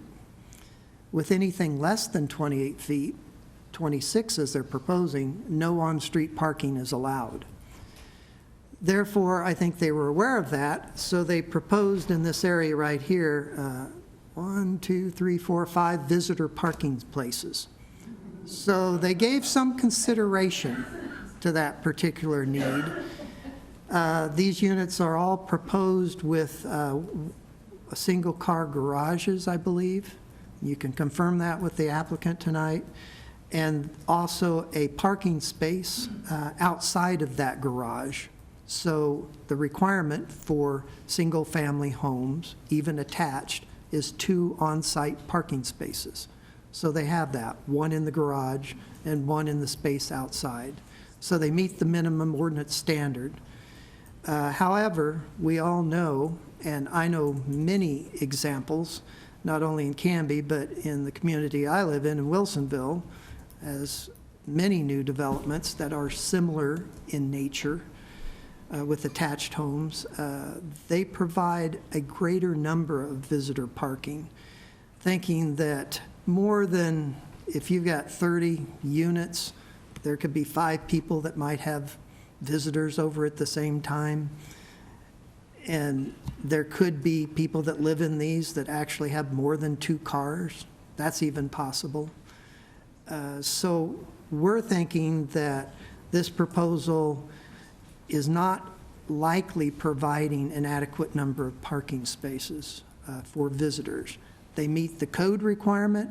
There's no set standard, but there is a conditional use involved. If we feel like more parking is needed, that's a condition that we can place upon this development. And if you think about it, there's no other place for people to park except adjacent to the private street There is no parking really allowed out on the arterial streets. It's highly unlikely anybody would go clear over into Dinsmore or over to the Canby Adult Center and park and walk over. But maybe a visitor would do that. So because of that, staff's recommending that we ask the developer to revise this to provide a bit of additional visitor parking, and I think it's up for you to decide tonight what that ratio might be, since we don't have any actual ordinance guidances. The only thing that's even similar is we have, for multifamily developments, we have a requirement for not only meeting the minimum standard for those units, which is 2 for a 2-bedroom unit, but for every 5 units, you have another visitor parking space. I think the ratio here might need to be even greater than that. What we're also worried about is that we have examples in Canby where private streets and the parking situation, it is private. The city doesn't enforce the parking violations that occur. And when I talk violations, 20-foot free and clear without parking is required by our fire department. It's an ideal requirement, but they absolutely try to insist on that.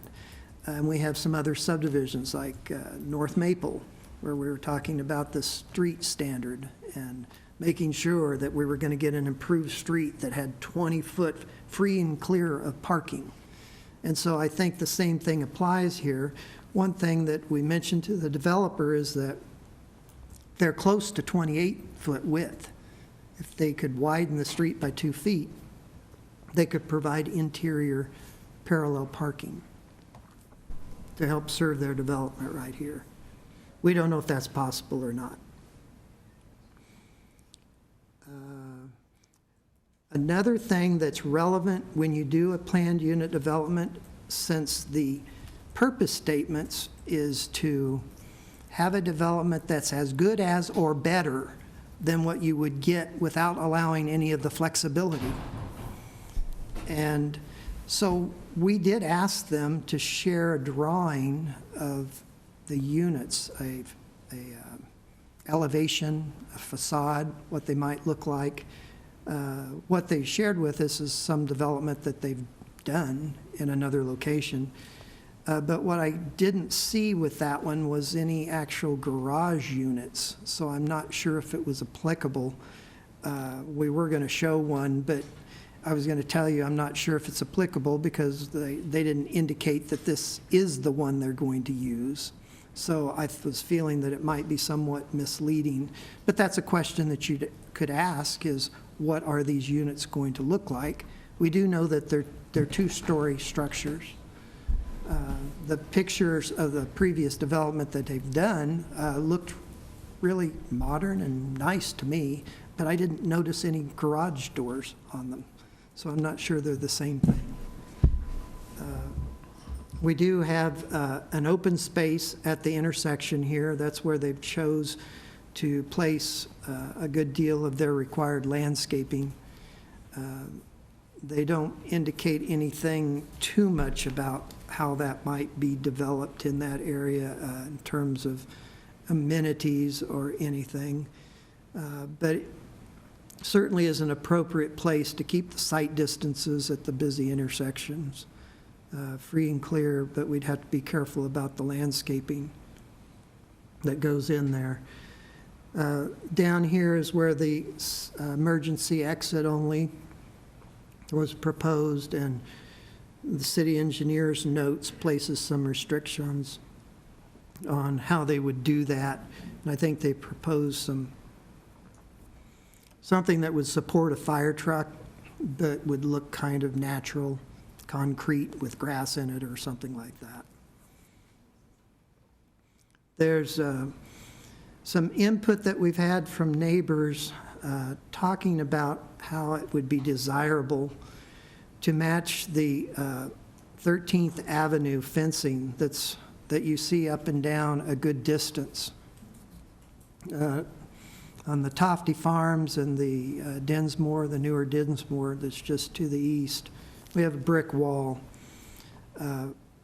If that brick wall was something similar, was to be extended, I mean, there's a feeling that that is a quality that adds to the appearance of the neighborhood, that it fits in. And that's what conditional uses are about, is looking at and allowing new developments that are different, but yet help retain the quality aspects. And that might be something that could do that.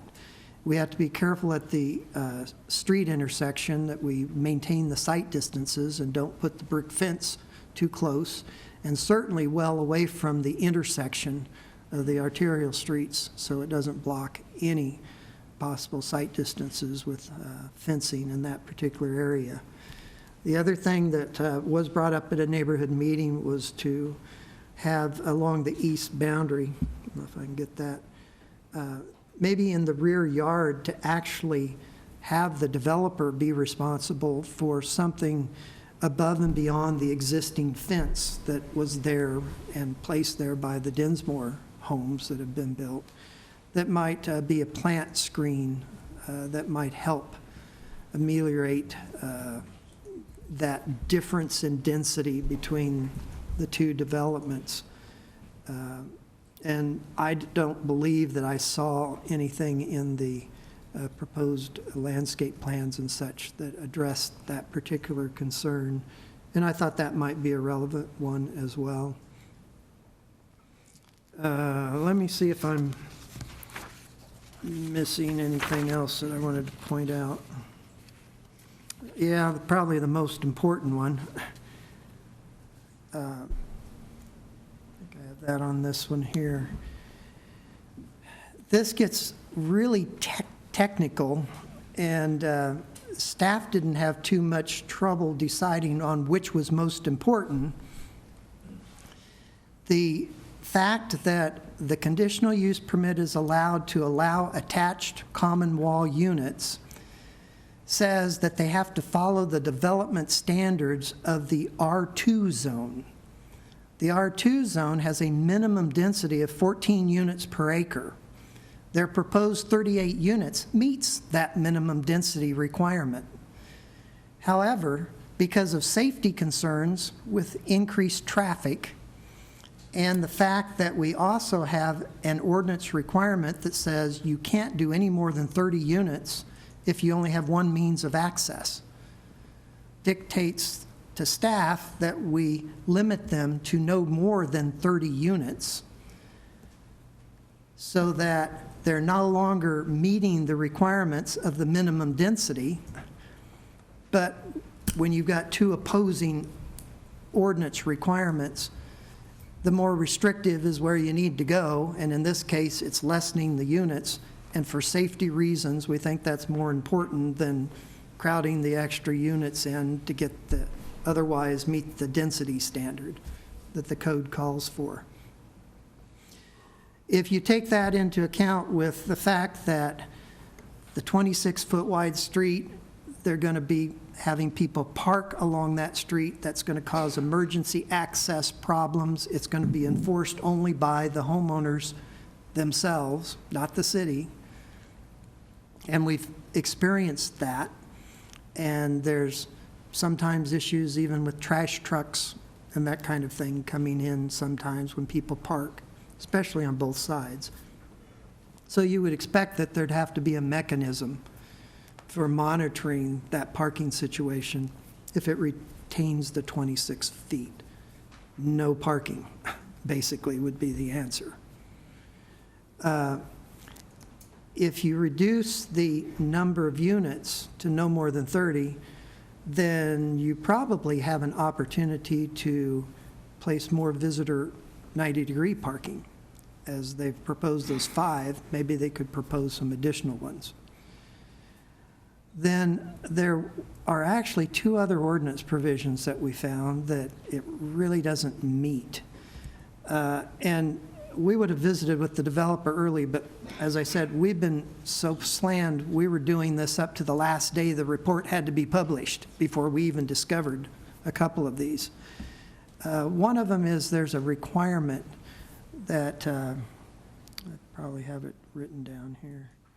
When the total length of the individual structures that result from attaching the units, it can't be any longer than 120 feet when you're adjacent to an existing R1 zone. And so along the east side in Dinsmore, we do have an adjacent R1 zone.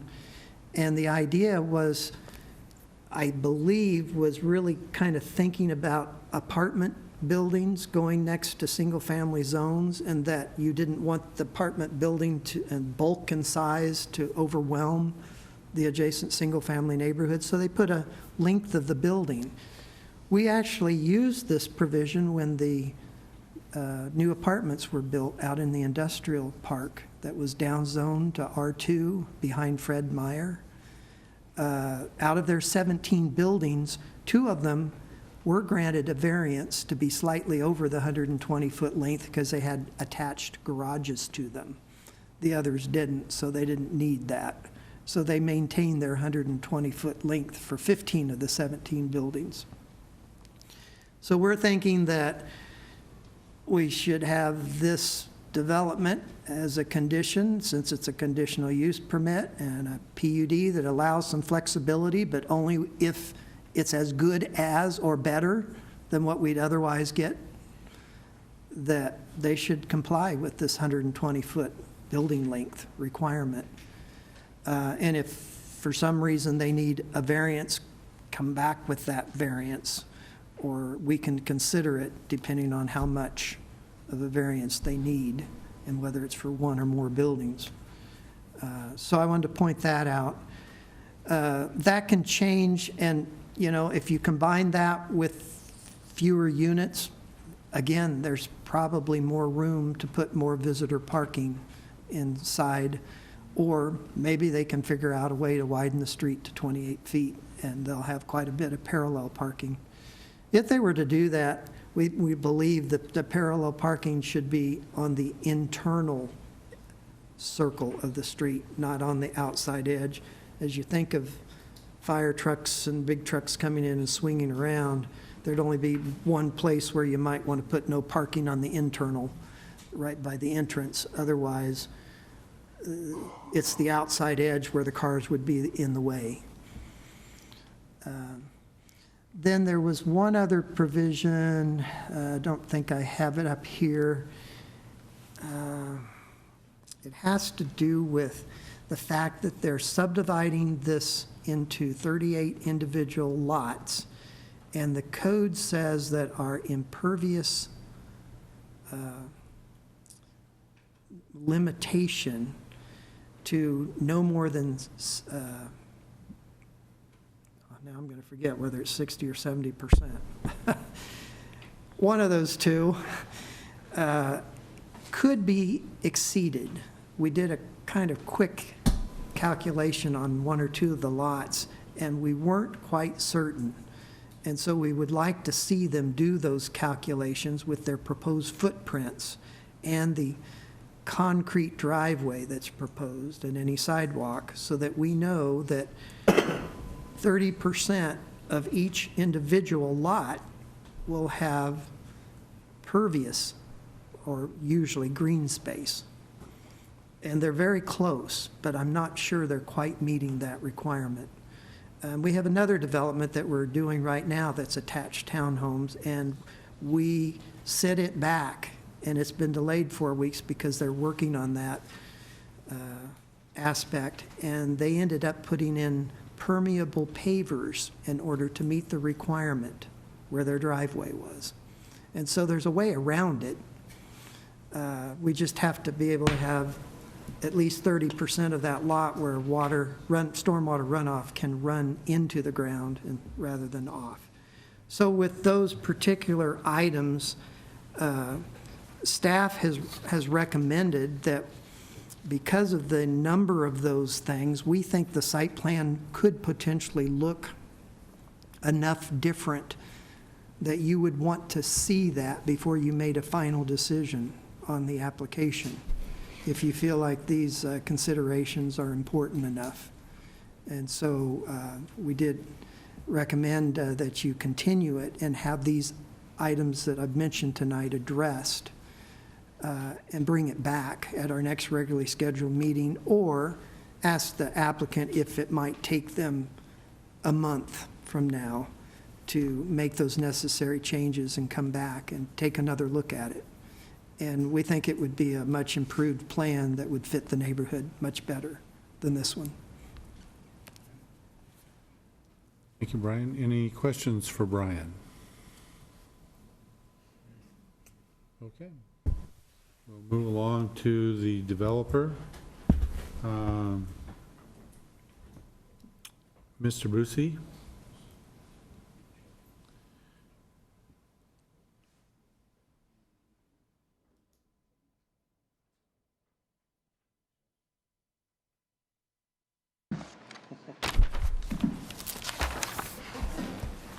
Who's going to go first?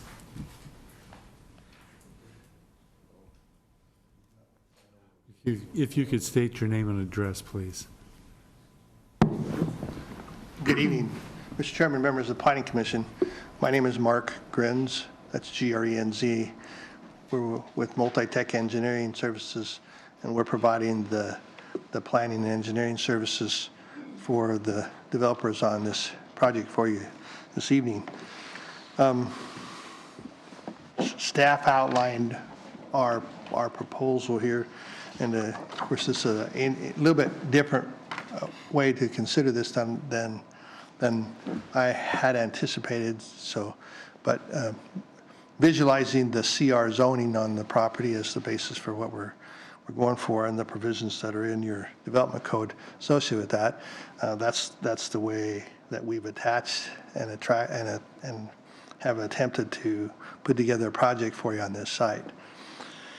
One of the key things that we started with in this proposal was the requirement that is set out under this zoning, which would require us to demonstrate that we can meet the minimum density requirements that your code sets out for this type of a development of 14 units per acre, and that is what we did. We understand the limitations that your code has relative to the number of units that can be located on a single axis. Now, I'm not going to let you make any attempt to tell you that I understand why your code says that, other than I believe it says that because that's what the state fire code says, that you can't have any more than 30 lots or 30 units on a single axis. So I think that's where that comes from. Your development code does make a provision for the Planning Commission to have the ability to allow more units than that on a single axis, provided that the safety for vehicular and pedestrian travel is maintained, and that there's a provision made for emergency vehicles. The state fire code makes a provision for that same opportunity if you provide for an alternative secondary access for emergency vehicles, then that number of units can be exceeded. So if you look at the plan that we put together for you, you can see how we got to where we were, and that we also proposed to have that secondary emergency access out onto Ivy from this project that would be able to meet that requirement for emergency vehicles to get out. We provided ample opportunities for pedestrian access in and out of the project, not limiting that to just one point. And we provided to you a traffic impact analysis that was reviewed by your traffic engineers that demonstrates that with using 38 units, homes off of this site, that intersection and those other areas that were studied would function at an acceptable level of service. Now, the staff indicated to you that that was the result, but they didn't exactly say what the result was. The result was that intersection will function at a level of service B. In the world that we often work in, we are often faced with intersections that function at considerably less desirable levels of service than B. Intersections such as this one are graded on like you would be on a education scale of A, B, C, D, E, and F, and of course we all know what F is. And for a signalized intersection, an acceptable level of service still exists at level of service D.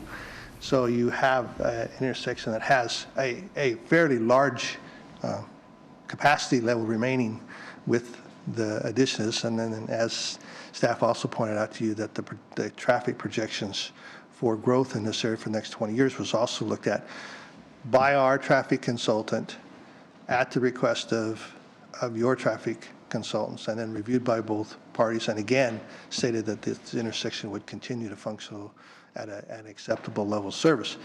So with those things in mind, we believe that we can demonstrate and can meet your density, the minimum density requirement.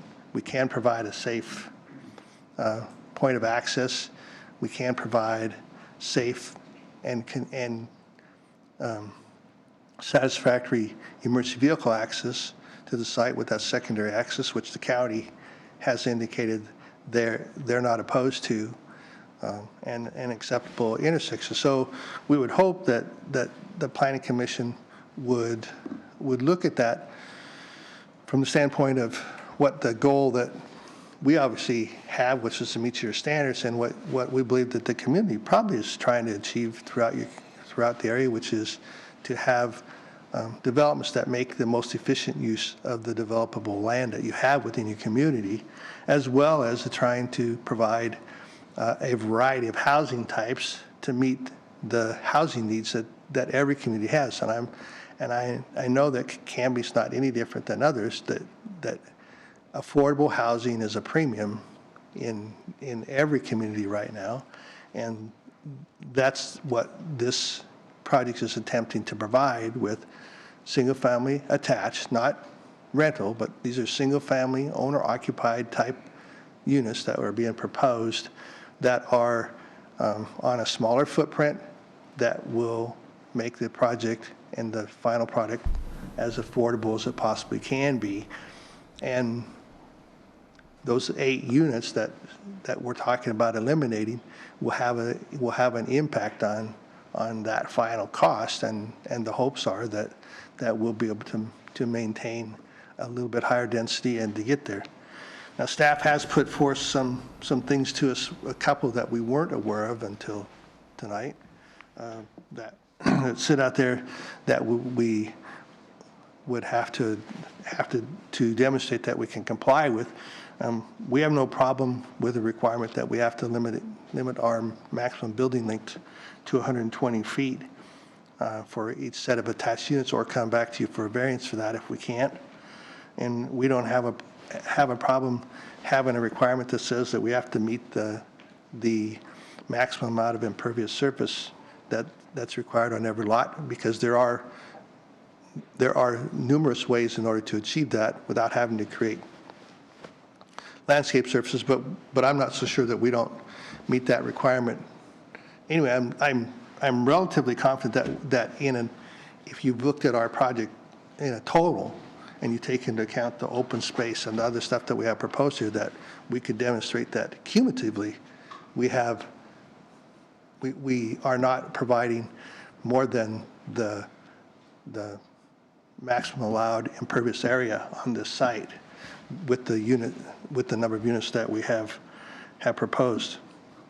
As we set out to try to get these projects prepared and bring them to different communities, we also have to be aware that the state has set up some statutory needed housing requirements that are out there that are supposed to make it so that communities move towards different types of developments and allow developments that are not necessarily what is desired by neighborhoods that surround it, but that are in fact in keeping with your clear and objective standards that you set out for residential type development. So we think we've done that here. We think we've demonstrated that to staff that we can. I think the difference is between our view of this and maybe a staff has viewed it is that we believe that the zoning, the minimum density requirement that you set out is a clear and objective standard that we have to demonstrate that we meet, and we did. And that the Planning Commission has the latitude to approve more units off a single axis, provided we meet those additional criteria we set out. And we think we've provided enough information to show you that we do, so you can. And I think because you can, then that would give cause for the project to be approved with that number of units and not give up the clear and objective criteria, which is 14 units per acre. We don't have a problem if the Planning Commission believes that our street width needs to be increased. I would tell you that the 26 feet that we proposed in here for our PUD streets is because 26 feet is the minimum required by the state fire code for emergency vehicle access and parking on one side. So that's where that came from. We didn't set out to meet your public street standards because that, as a PUD, we weren't trying to develop public streets. But if the Planning Commission felt that was an essential element that they wanted to have, then through the conditional use process, that could be added. Try to make sure I go down the list of things that I said I was going to put forth to you tonight. At this point in time, I'm sure that I'll have an opportunity to come back and provide some additional comments, and possibly that would be the point at which the discussion would take place as to whether or not you think we can satisfy these requirements, or whether you're going to have to see something in addition to that. Brian, you had mentioned earlier about the elevations of the structures out there. That particular one that you were sent, I believe, was rear-loaded garage. Yeah. Everything else basically is going to be the same. It was just a rear-loaded garage, and it happened to be the front elevation that was taken. I meant to discuss this. That project was one that we did in the city of Happy Valley. It was a similar type of project where we built private streets. Did that. All the units had garages, and all of these would all have garages. They turned out to be. It's a very attractive project in the way it was put together, and that's what we were trying to demonstrate with what those units would look like, so that you'd have a chance to see that it's not just a box, and it's not it's not something plain, that we were able to satisfy that part of the world, which is, if you're familiar with that part of the world, it's a little bit harder up there than it is to satisfy everybody in terms of what they expect buildings to look like. And not that we don't offer everybody a nice looking building, but sometimes everybody has a little bit different opinion, and it seems to be a little bit more extreme as you go north. But I think that we can help provide, make sure that staff has a lot of good information when we come back through with the final plans on this thing. But we'd be happy to answer any questions that you might have. Do you have any questions? Yeah, actually I do. What is your proposed driveway length on each one of these units, not counting the sidewalk easement? Counting the sidewalk, I believe we had 18 feet was the length of driveway that we had set up. Okay. So question, just say I'm going to come visit somebody in there. Where do I park my truck that spans over 20 feet long? And that is a regular standard pickup truck, 4-door. Well, we provided, 18 feet is a standard parking space. So that's. Oh, I get that. And I'm not questioning that. So but if you're talking about visiting someone, then I guess that the provision would be that in that interim time period that would intrude into the sidewalk, which it can. It's not a public street, so it can, if that's what the PUD chooses to do. Well, just catching on to that, you have 5 compact parking spots, and with an 18-foot driveway. And there's, even with parking on the street, there's legitimately no place to park without blocking driveways. So if we were to widen the street to 28, which is what was established. There still would be no conceivable place for a vehicle to park on the street without blocking somebody's driveway. I don't believe that's true. If we could have Just looking at what I can see here, anyway. if we could have the drawing of the project back up on this, there, if you can do that. So there are no driveways. This one doesn't show. There's no driveways in the interior portion, so the core area, other than the driveways is set out on the easterly street and the visitor parking that we have, but you have on the side of all those lots, there's no driveways there, so you'd have ample opportunity to provide on-street parking in those locations. Where is that at? Sides of the building that are east to west in the center? So you'd have, So you have this area, you have this area, you have this area, and this area. So you have quite a bit of space. That if we were providing parking on one side, that's where we would provide it. Because there's no reason to provide it over here, because you're correct. These are driveways. There's nothing left on that side. But there's ample places to provide that parking if we make that wider so that just filling with the norm of a lot of Canbynites or Canby citizens that have trucks, you know, I would say probably over half this community has a truck at their house. So.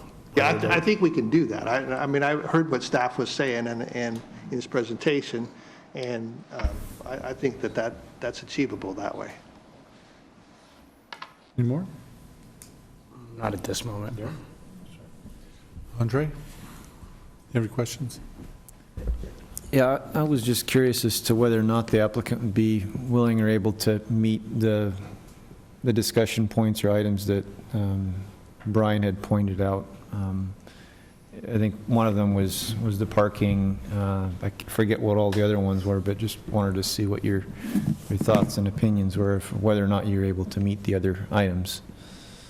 I was hoping in my presentation that I said that I believe that we could or we could live with requirements such as if the requirement is that the maximum building length is 120 feet, then we'll do that, or we'll come back to you with a variance request if there's some reason we feel that we need to. We can live with the requirement that we have to adhere to the maximum amount of impervious surface on the lots or in the project. We're willing to make the streets wider so we can accommodate the on-street parking. The issue about whether or not there's a brick or a block wall along 13th and Ivy is something that we didn't put forth. We don't have an issue with the fact that there would be some type of exterior perimeter fencing or improvement that would be there that would help buffer the rear of these units from the arterial streets, but with a lot of consideration for the vision clearance issues that have to be maintained at both the access as well as the intersection. But I don't know that we have an issue with saying that we would be providing something, but I don't think we're ready to sit out and say, sure, it'll be brick. And then I'm not sure I understood what the question was about the fence along the east line. That is, if the project to the east has a deteriorating or inferior fence, that this project should then come along and do something to improve that or maintain somebody else's fence. I'm not sure I understand that necessarily, but I don't think it was coming from staff. I think that was a suggestion coming from some of the neighbors, but certainly this project may elect to do its own type of fencing in the rear of those lots in order to create uniformity of their own, and it's likely that would happen. Or if it's possible that we wouldn't have any objections to living with some additional planting that would take place, which I think was what staff was really saying in there, if that's what. Landscape screen of some sort across the back. A lot of the residents had some concern over that, and we've taken note of that for sure, to be able to provide some sort of screen, buffer screen. Was that the items that you were asking about? I believe so, yes. Okay. Thank you. Brian, could you put the discussion points back up on the screen? There you go. Thank you. So, Sean, did you have any? Yeah, just a quick question, and just for reference. Have you mentioned you're from Estacada, you don't live here in Canby. Have you done any projects in Canby before? Not in Canby. Okay. No. I only ask that because obviously I think you've probably picked up on the fact that Canby kind of has its way of doing things, and there's a small town feel that we're very, very proud of. And so I was just curious if you had any projects here in Canby that we could reference when. That other suburb, Malala, we've done a lot of work there in the past, and most of the areas that we do our development in are rural. Millersburg, Albany, Philomath, we have a big project coming up in there, and there's some mixed use in that project, and so we understand. You know, we're not immune. We're not big city developers where a lot of that doesn't really even come into play. It's what the city wants, and but we are sensitive to that. So, what are your thoughts on the going from 38 to 30 units? I understand that would probably raise the overall cost of the units, the 30 remaining units, economies of scale and all, but what are your thoughts on going from 38 to 30? That's definitely something that we're going to have to look very closely at, and then we also have, as we sit here, additional very expensive block fencing and things like that we would love to be able to accommodate, but it doesn't always pencil that way. We do the best. It all starts with the land, and from there, you know, just everything added to it just adds to the price. Would you be amenable to, for me, looking at the proposal, it looks like cramming an awful lot of, putting an awful lot of 10 pounds of stuff in a 5-pound coffee can. And so would you be willing to kind of rethink your plan on that and maybe come back to us at another date in a month or so?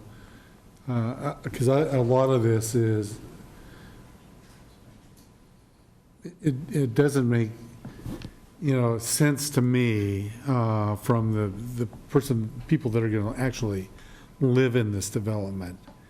And as Brian says, we want to be able to make sure that we want to have to approve the best development that we can possibly have. And I'm not sure that, all of that is going to, putting 38 units with all of the other stuff that we're talking about is going to be that, Again, I understand that the cost of the unit is going to go up, but in this market, that doesn't seem to be quite an issue. But, so I'm just curious as to whether you would be willing to come back with a revised plan at a later date. I think. Giving you the opportunity. Yeah, I to do think that the best way, I was gonna saw this happening after the opponents testified, but let's talk about that a little bit, because I've done this same approach before. So if the planning commission would like to set down those things that you believe are important, that you'd want to see, or you'd want us to try to address in a revised plan, then we would come back to you with a plan and show you how we've complied with those things, or explain to you why we can't. If you would be willing to leave the number of units open on the table, and we come back to you and show you that we can provide all those things that you've asked for, building length, more parking, wider streets, some additional landscaping, those types of things, and we can do that all at 37 or 36 units, then that's a great way for us to come back and show you how we can do that. If you're just going to say, nah, I think it'll be 30, then I can tell you without a doubt, we'd probably comply with all those other things. Why make us come back? We'll just bring it to you at the final time. But I would hope that the Planning Commission then would look at this and say, okay, all of these things have some importance, but so does achieving the most efficient use of the land. And if we can do all those things and we can do it with more than 30 units, then everybody wins. So that's what we would, that would be what we'd ask. And I think that makes it much more palatable for us to come back to you and say, okay, yeah, we can spend money here, we can do these things here, we can achieve those things there, and we can do it all, and this is what we got. I have another question I forgot to ask before, and it was the one that was going through my head the whole time, and I would love an honest answer. I know that there's, sometimes people give an answer of what you think people want to hear, but honestly, would you live in one of these units? You would? Yeah. What kind of car do you drive? Several cars and a pickup truck. So you couldn't live in one of these units? Today I have my wife's car, so it's a little smaller. So you have, okay. And then the other question, and I appreciate how you brought the traffic study to the grades. And I understand that, and I applaud you on a grade B. If my kids come home with a grade B, there's one thing that I'm going to tell them. You did a fantastic job, and I'm proud of you. You can do better. I think that's what we're going to come down to tonight is I just think that I heard a lot of, and maybe I should save this for discussion later, but I heard a lot of things in the staff report that just made me kind of, fire truck might not be able to get in there, garbage truck can't get in there, the streets aren't wide enough. I haven't been doing this a super long time. I've been sitting on this council for almost 2 years, and I've seen everything kind of come to us with a suggestion from staff of we think this should be approved, and tonight's the first one I think that I've seen in a long time. Staff suggesting we think we should continue this and ask for more. So I think considering that grade, there's a lot of great stuff here, and don't be disappointed with a B, but I think you can do better.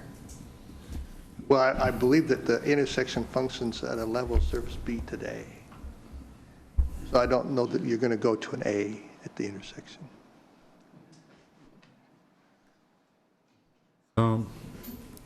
Any more thoughts on this? So curiosity, Ryan, if this parcel remains R1, with the size of it, how many houses could be put on that parcel in theory per our building standards?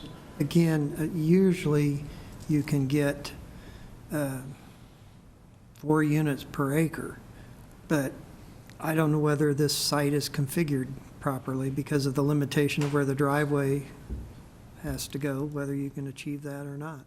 So we'd be looking at approximately 10 units, give or take, depending on configuration.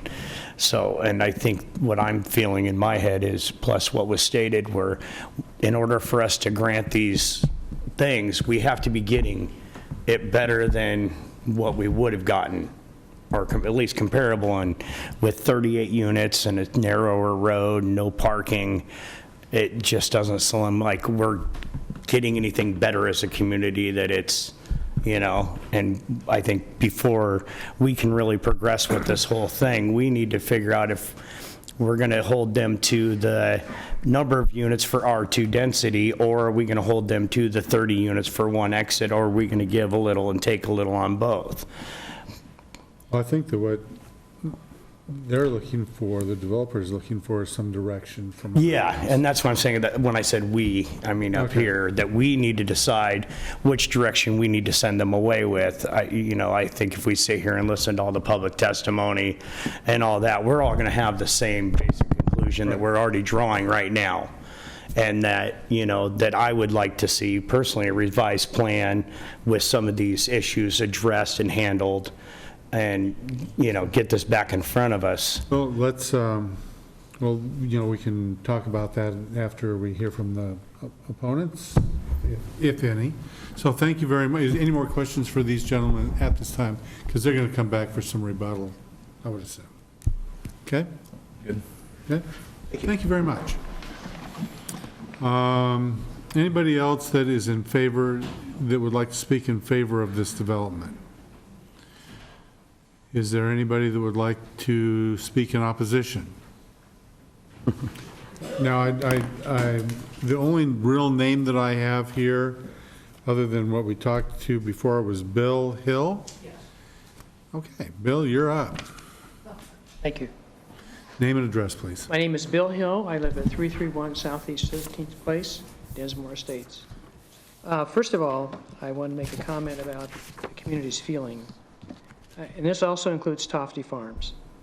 There's great concern about this development in the sense that the number of children, the number of young families that take their children to school, the traffic.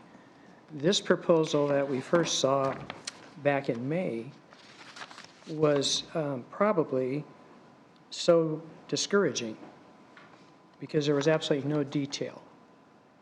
And we also have concern about the whole traffic pattern issue, because even though they may be willing to compromise on the number of units and spots, and the issue of the pickup, it could be a motorhome, could be a large boat, and beyond that, we have a lot of traffic that comes in Dinsmore just on a normal basis, activities, et cetera, et cetera. It wouldn't take much for those who exit. I don't know where they're going to go. It depends if they're going towards Portland. That'll work out. But what if they go towards Moella? How are they going to do that?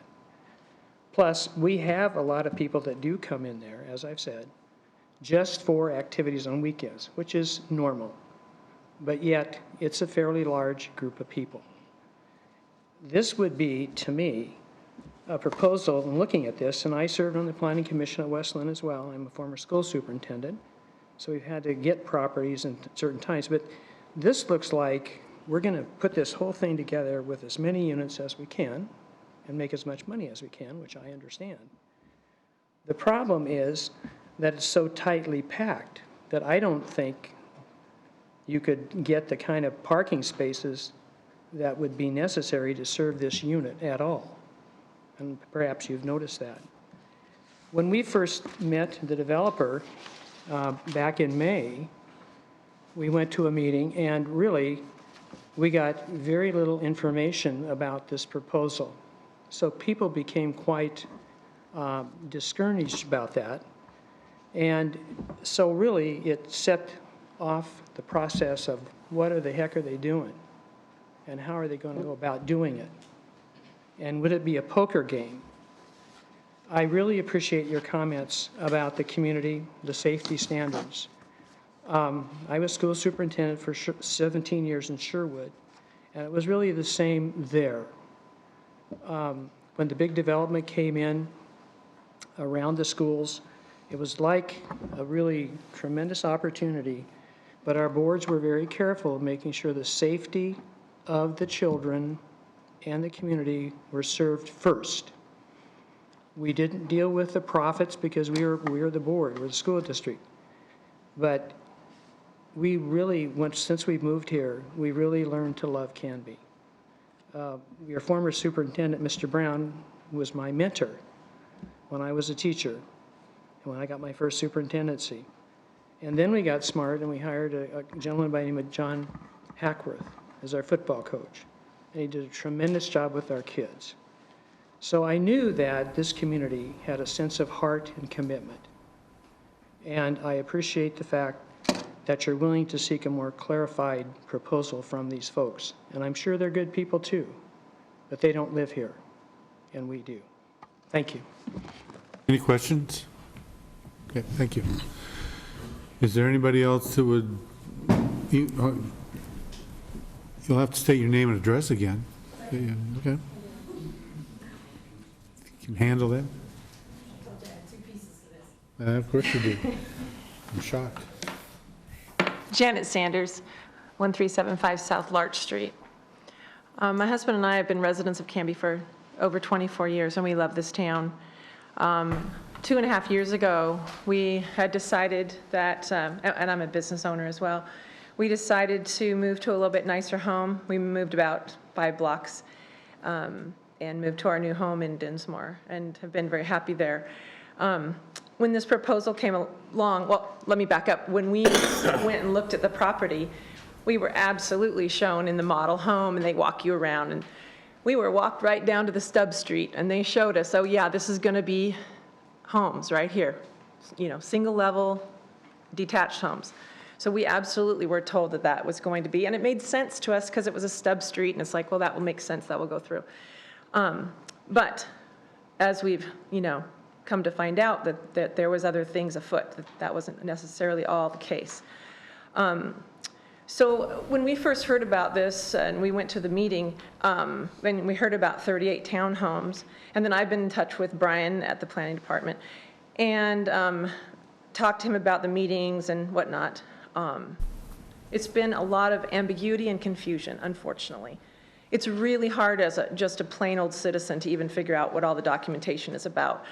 When I talked to Brian at one point, he said, quote unquote, the city has come to the point where there will be no more than 30 units allowed. And I said, that's great. Is it ever a possibility that we can meet with them again? Because I'm not an idiot. We know that property is going to be developed, and we'd like a copacetic conclusion to this thing. Like, let's make this all work. So I called Mr. Busey, and he said, it's 38. And I said, well, I was just told by the city that it's going to be 30. He said, it's 38. Okay. So the proposal, if you will, for my home, a $500,000 home, right, that I just purchased 2.5 years ago. This is how far off of my back fence that there will be a building that goes as far as I can see to my neighbor's property across the back to my adjacent neighbor's property, twice as high as this ceiling. That's from you to me, Mr. Chairman, off my back fence. Nothing in the like was discussed at the time. Oh, and let me just say, I understand that this documentation that just came out, I talked to Brian today, oh, they've changed it to 20. Oh, we don't have a 15-foot setback anymore. We've got 20. Well, he just took back 2 feet for the street. Because somewhere in there, it's got to give. There's no room to just keep saying, oh, well, we'll take more street. We still need 18 feet for that driveway. Oh, well, we needed 20 feet for that setback. I mean, come on. It's been a game of try and catch up and try and read this 500 pages of documents to see where we are today. And I said to Brian today on the phone, where's the latest site plan that shows that that back variance has been adjusted? He said, well, it's in there, but they didn't mark it. There's nothing that says 15 or 20 or anything. So it's been very difficult as a citizen of Canby. It didn't go unnoticed by me that your prayer when you opened tonight and the previous meetings I've been to, that you say that we pray that we serve the citizens of Canby. And I pray that you guys do.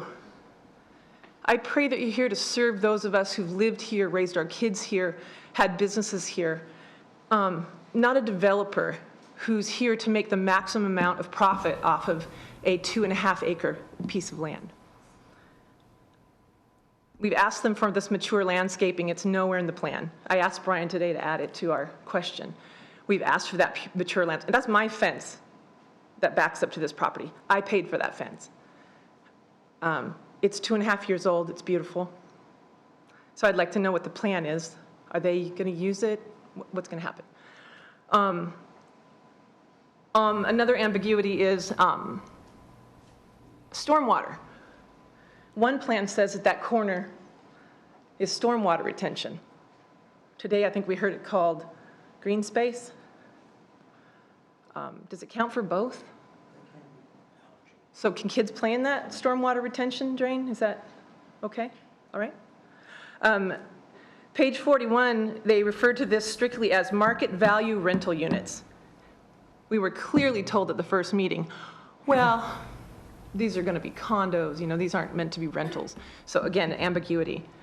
The second traffic study, I believe, correct me if I'm wrong, Brian, was done in July, which is when there's no school. Those of us that saw the traffic study out there, the traffic study guy was there at 10 in the morning in July. Tell me that the traffic study is even close to relevant, please. Page 42, they refer to what they've allowed for setbacks as quote unquote more than adequate setbacks. On page 58 in the pre-application meeting, Brian said, quote unquote, I have no red flags about this proposal. We rather like it, he said. So that concerns me right there. Why in the world would our city planner be fond of this plan? I believe that it is in the best interest of Canby that we not allow any high-density residential on that property. And I appreciate all of you caring more about the people of Canby and our livability than about a developer trying to get as many lots and as much dollar out of a 2.5-acre piece of property. Thank you. Any questions for? Any questions? Okay. If you want to, well, come on up and state your name and address.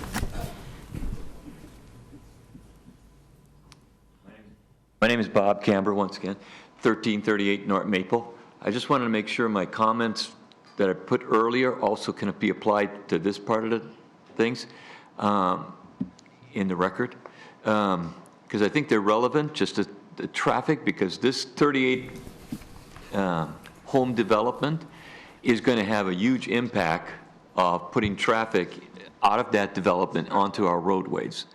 And it's going to be, once again, a very concentrated, very congested place.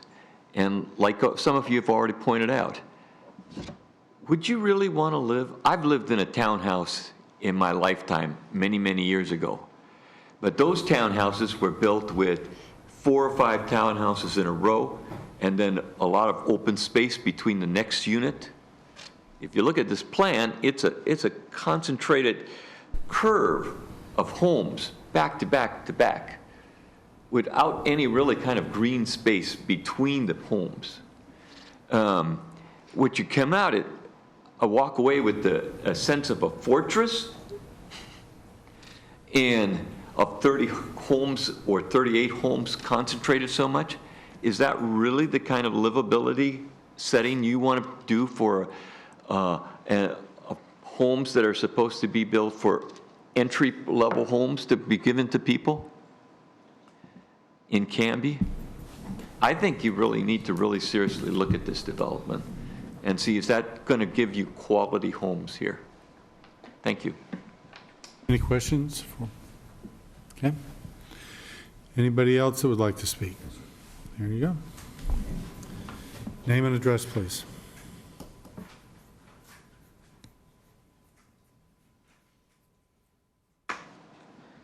My name is Dennis Ritchie. I live at 315 Southeast 13th Place, and that's just far enough that I can't hit this building with a rock if it goes up, but it's pretty close. I have a letter that maybe was passed out to you earlier, and basically, I'm not going to read it. I have been involved in Planning Commission in Westland. I've been involved in a lot of police advisory, both in the city of Portland and in Westland. And one thing that we did find is when you get more multi-purpose, high-density housing, crime goes up every time. Yeah, in Southeast Portland, I was chair of the neighborhood associations, all the coalition of all the neighborhood associations. That's from 82nd clear out to Gresham and the whole width of Portland. And we met with the police every month. And we saw when they forced Burnside out as a max track and went out to Gresham, the planners said, everybody will take the bus. they'll get on max. And so all these properties that were undeveloped became high-rise apartments and townhouses. Within 3 years, crime had gone up 1,000% in an area that was, from the 60s on, a blue-collar, happy neighborhood from all the way from 82nd out to Gresham. It was changed like that. You guys all have a real love for this city. I can see just by listening to you, and it's been a privilege listening to you. But remember, this is your city. It's not the planner's city. He's going to retire pretty soon, go somewhere else, and another planner will come in and say, oh yeah, we need more of this, more of this. That's Metro's problem. That's not Canby's problem. Okay? Thank you. Any questions for Mr. Ritchie? Okay, thank you. Is there anybody else that would like to? Well, let's start with Mr. Coleman, please. We'll get back to you. You have a bunch of time left in your bank account. Clint Coleman, 2114 North Vine Street, and I'd just like to thank you all for the hard work you do for our community. And I really liked Commissioner Hall's idea to suggest that they come back to the group with a much scaled down single-family home type of situation. They've shown us, how you can maximize homes in that space. I would much like to see them come back with a much scaled down version of maybe 9 or 10 homes and have a take a look at that. That's all I had. Any questions for Clint? Okay. Regina Taylor, I think that's, yeah, I remember, didn't I? Yeah, there you go. Name and address, please. Okay.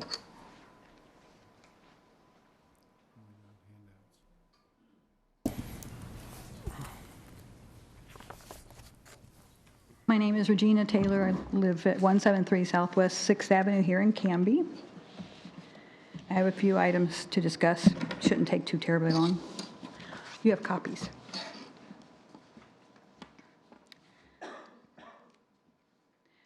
I appreciate the amount of work and effort the planning staff invested in the review of these applications. I truly admire the work you guys do. I think this is one of the hardest jobs in the world. The staff report contains a list of revisions the applicant is required to satisfy before staff can recommend approval of the project. The staff requirements include a major revision to the number of units and the building lengths, plus correcting the current internal street design that will cause health and safety issues. In addition to the recommendations made by staff, this public hearing tonight is providing an opportunity for us to identify additional recommendations that can be incorporated into the major redesign the applicant will be making. We've talked about that tonight.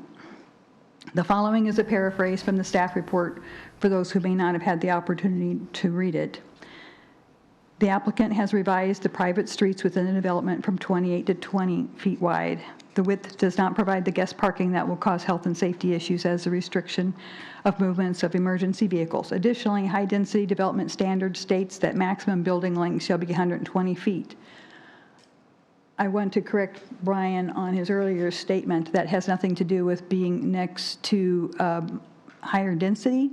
The ordinance 162030 just indicates that it can't be more than 120 feet long. The building height is related to the neighboring density, not the length.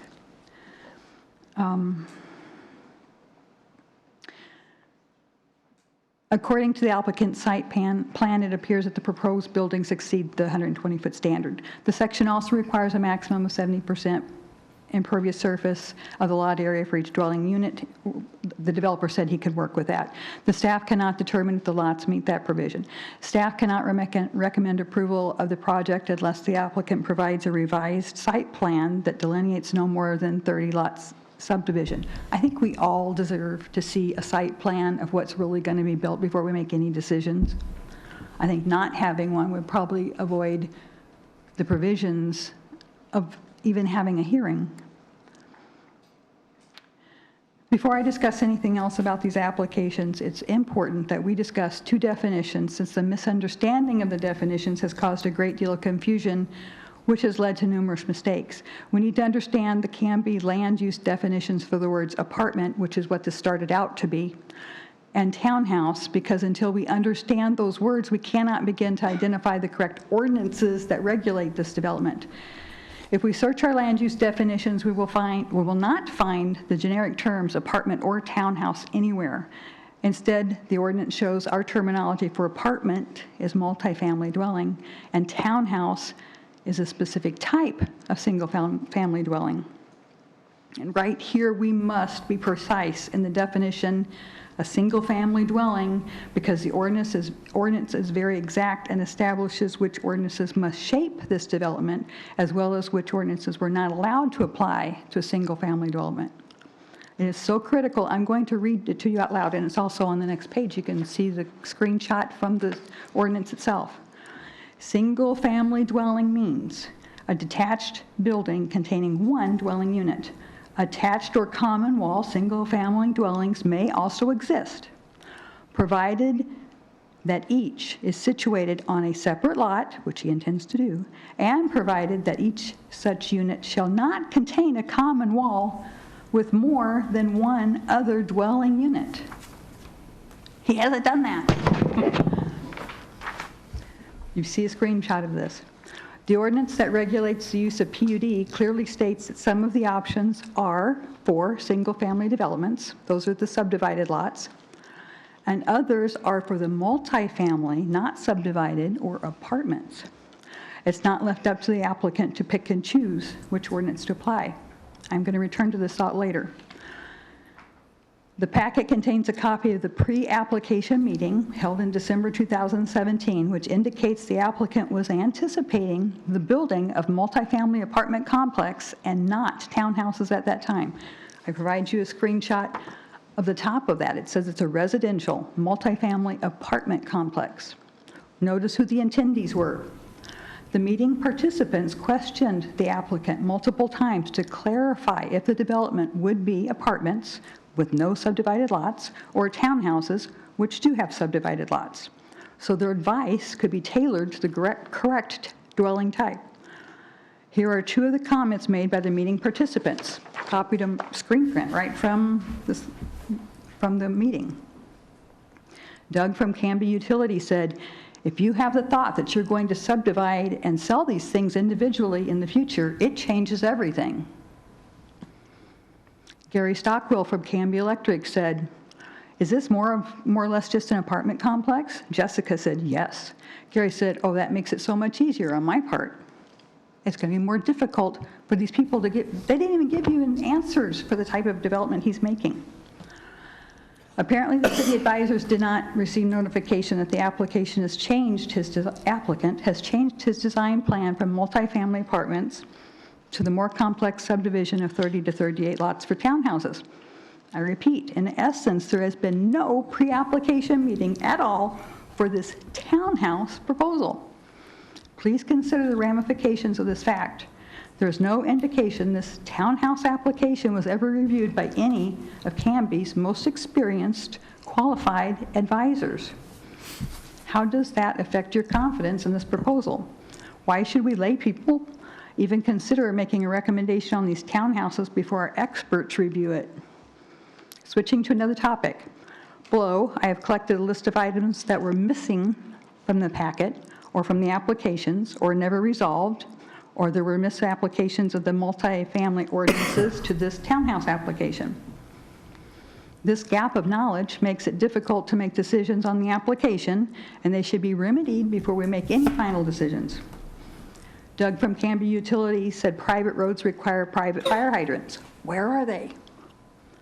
Doug from Canby Utility said hydrants are required since the closest hydrant is 250 away, and that's even if there's no private road. Where's the fire hydrants? The packet is missing the attachment for Ordinance 1120. Instead, the staff attached pages from the comp plan, and I will clarify that those documents are really similar, but they're not the same. ATEP's traffic report calculations used the lower traffic rate for apartments, since that's what the original plan was, and not the higher rate for single-family developments. No site plan has been shown showing the stormwater facilities, and we just learned earlier that it exists in the open space. We don't have a site plan showing the revised 20-foot rear setbacks on the 25-foot wide streets. No site plan reflecting how the revised street and width and rear setbacks impacts what the size and shapes of the lots are going to be. 31 of the 38 proposed lots violate Canby Municipal Code 1664-040 A and B, which states the depth of a lot shall not exceed 3 times its width. Most of these lots are 22 feet wide and 75 feet long. The incorrect rear yard setback method was used.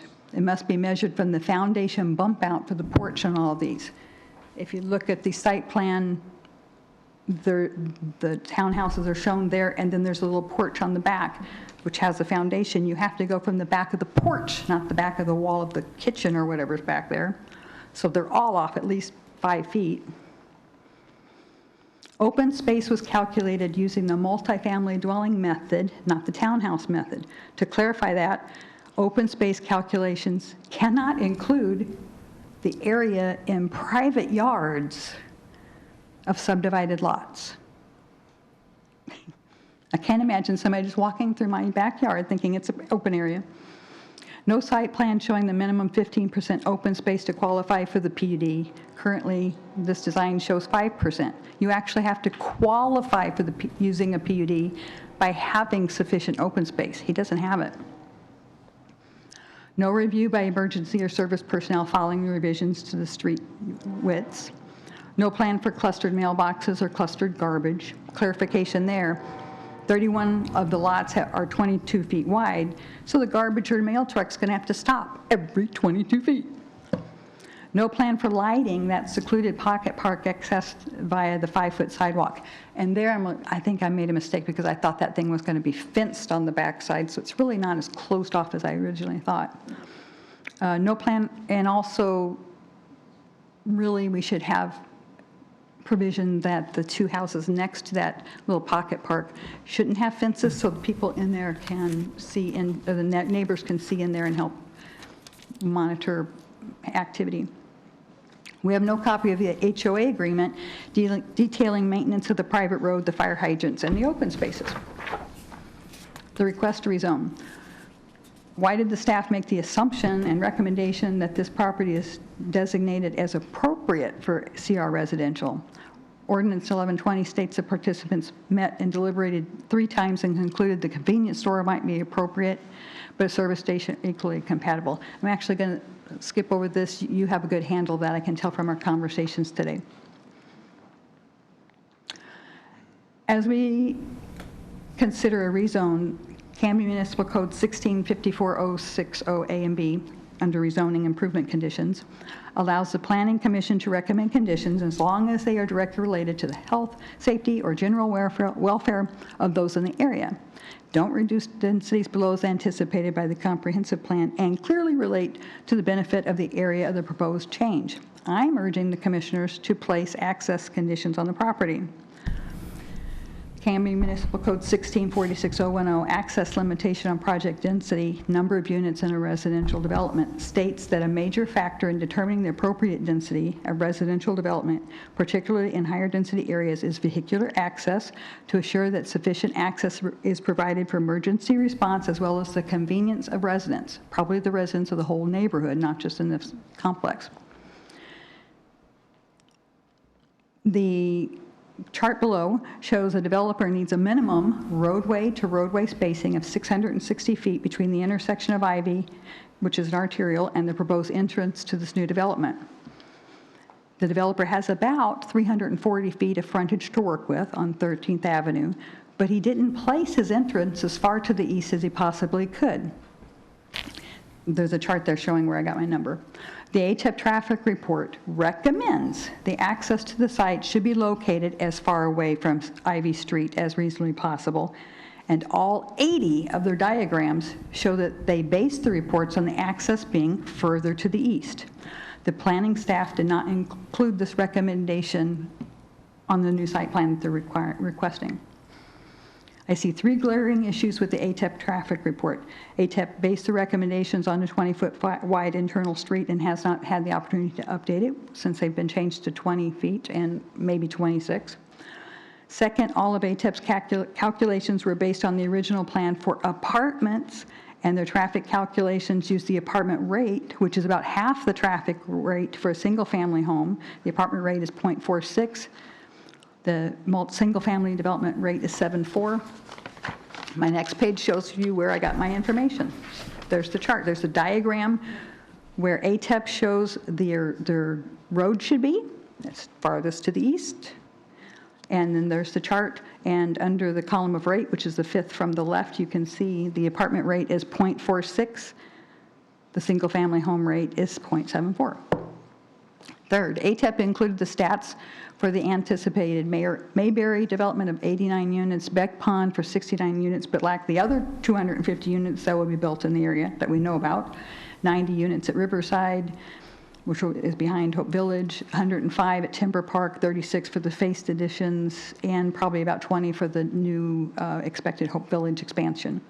Frankly, we Canby residents have knowledge about the local traffic that ATEP lacks, and we can use Canby Municipal Code 1646-0410, which states that the commissioners can limit the number of dwelling units to help ease the traffic strain.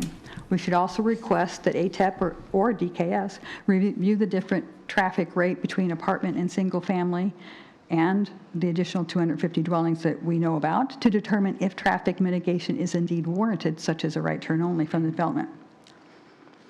Next page. Townhomes, conditional use permit, PUD's design and subdivision. The request to build these townhouses was based partly upon the existence of similar shared wall units at Hope Village, but there is no similarity, neither in the method of property ownership or design. The Hope Village website states their cottages are leased units, not individually owned, and they are not on subdivided lots, making them a multifamily, not a townhouse. The Hope Village units are dedicated to a specific undeserved portion of the community, citizens 62 years and older.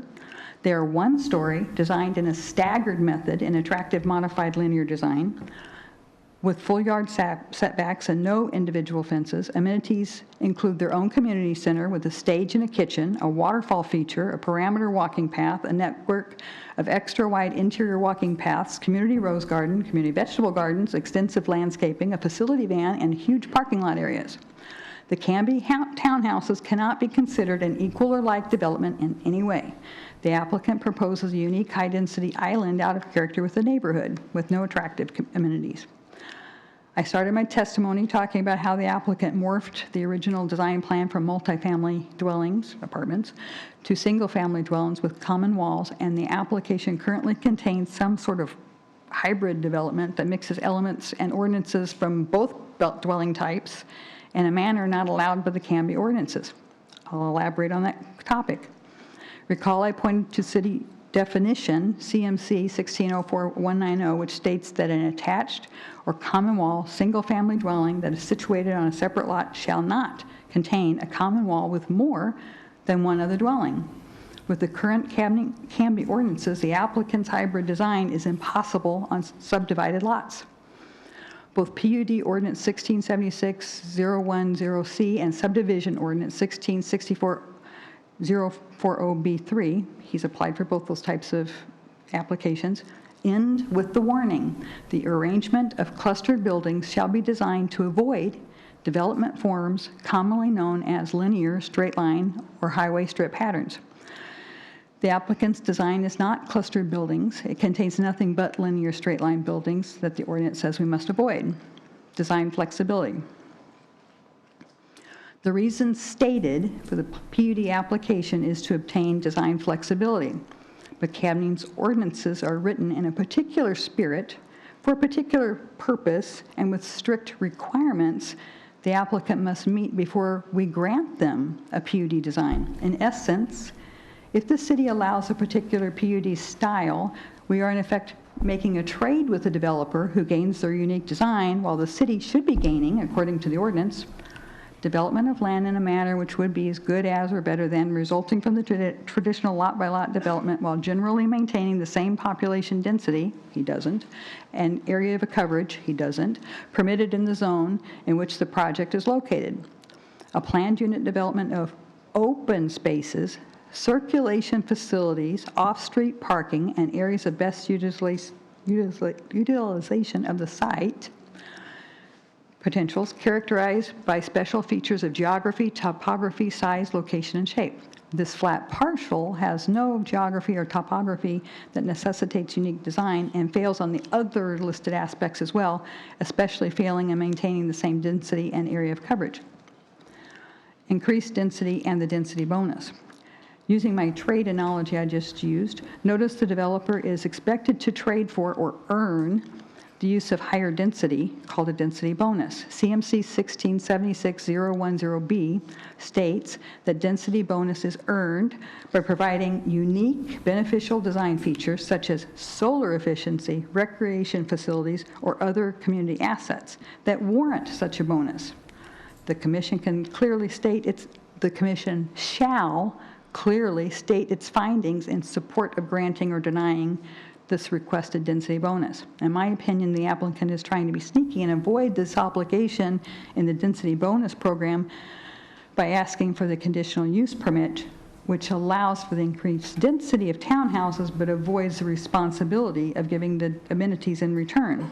I don't know what statements the commissioners could use to support the R2 level of density the applicant is asking us to hand him when he's giving us no amenities in return. Return to the Hope Village example that I used before. Compare the amenities and investments Hope Village provided in their design to the amenities the Canby Townhouse's proposal. And I've given screenshots of the ordinances that I just referenced. Subdivision design standards. The applicant, we've talked about PUD and we've talked about the townhouses, so now the subdivision.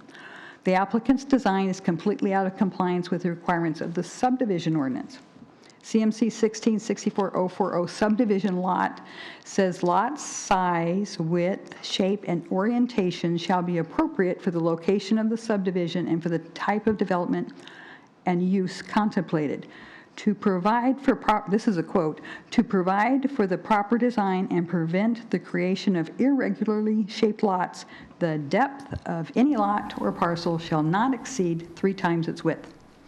31 of the 38 lots, 81%, are out of compliance with this ordinance since the majority of the lots are 22 feet wide and 75 to 80 feet long. Minimum lot sizes.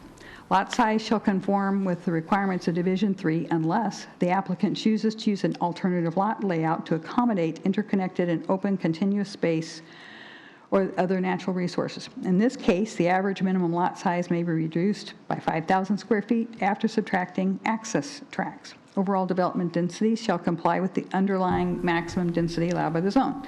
The staff recommends a CR zone, which allows for development standards of medium density, R1.5, but this applicant has exceeded R1.5 and aims for high density.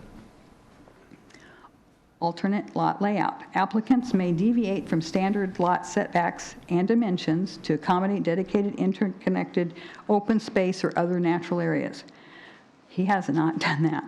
Clustered housing, lot size averaging, and a mixture of approaches where building lots can be grouped into a smaller portion of the total development, the remainder for open space or other natural areas. Alternative development shall not exceed the underlying maximum density allowed by the zone. When using the alternate lot layout option, in other words, when going for this density, the following must be met. The arrangement of the alternate lot layout design shall be designed to avoid development forms commonly known as linear, straight line, or highway strip patterns. That's the second ordinance that has told us we can't do that. To the maximum extent possible, open space and natural areas where used shall be continuous, interconnected, and concentrated in large areas. If we increase the amount of open space, which the calculation method indicates we have to subtract the road and the open space from the available lot in the 2.5 acres, the remaining area is then used by the units. That's how you increase density. Give us more open space. Where possible, open space shall be connected to adjacent off-site open space areas. Obviously, this applicant has made no attempt to qualify for the alternate lot layout plan and should not be allowed to benefit from the density beyond that required from the underlying zone, R1 or R1.5. At this point, it seems futile to provide further comments on the site plan that was provided in the packet, since staff has indicated they're requiring a complete redesign of the plan with fewer units, at least down to 30, et cetera. However, the public hearing guidelines advise that failure of an issue to be raised in a hearing in person or by letter, or failure to provide statements or evidence sufficient to afford the decision maker an opportunity to respond to the issue precludes appeal to the board based upon the issue at that time. And that's why I've read you all that. And also, I'm going to give you another, 19 pages, which I'm not going to read you. Thank you. Yeah. I am therefore submitting a separate list of items of concern, all based upon the site plan provided in the packet, which is going to change, and was available on the city website as of September 9, 2018. I put that in there in case it changed after I looked at it, but which will be made obsolete upon applicants submitting new applications or design information. Last paragraph, guys. I feel all portions of the land use request, including the rezone, but you've already done that one, should be rejected outright to provide the applicant with the opportunity for a new application, followed by public notice, neighborhood meetings with the actual details and site maps for the development, followed by public hearings by the commissioners, then referral to the city council as outlined in Canby Municipal Code 1689 application and review procedures. It's not proper to shortcut the formal process, and we simply cannot guess or presume what the developer is proposing. We need the facts to work with. We need site plans. Okay, that's it.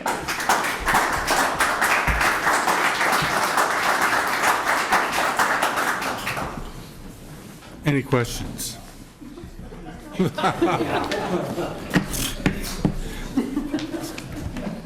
Thankfully, no. Okay. Would anybody else like to speak on this matter? Okay. Well, you have a chance for some rebuttal. You want to take this? Oh, you're going to do it. Okay. It's a lot of ground to cover.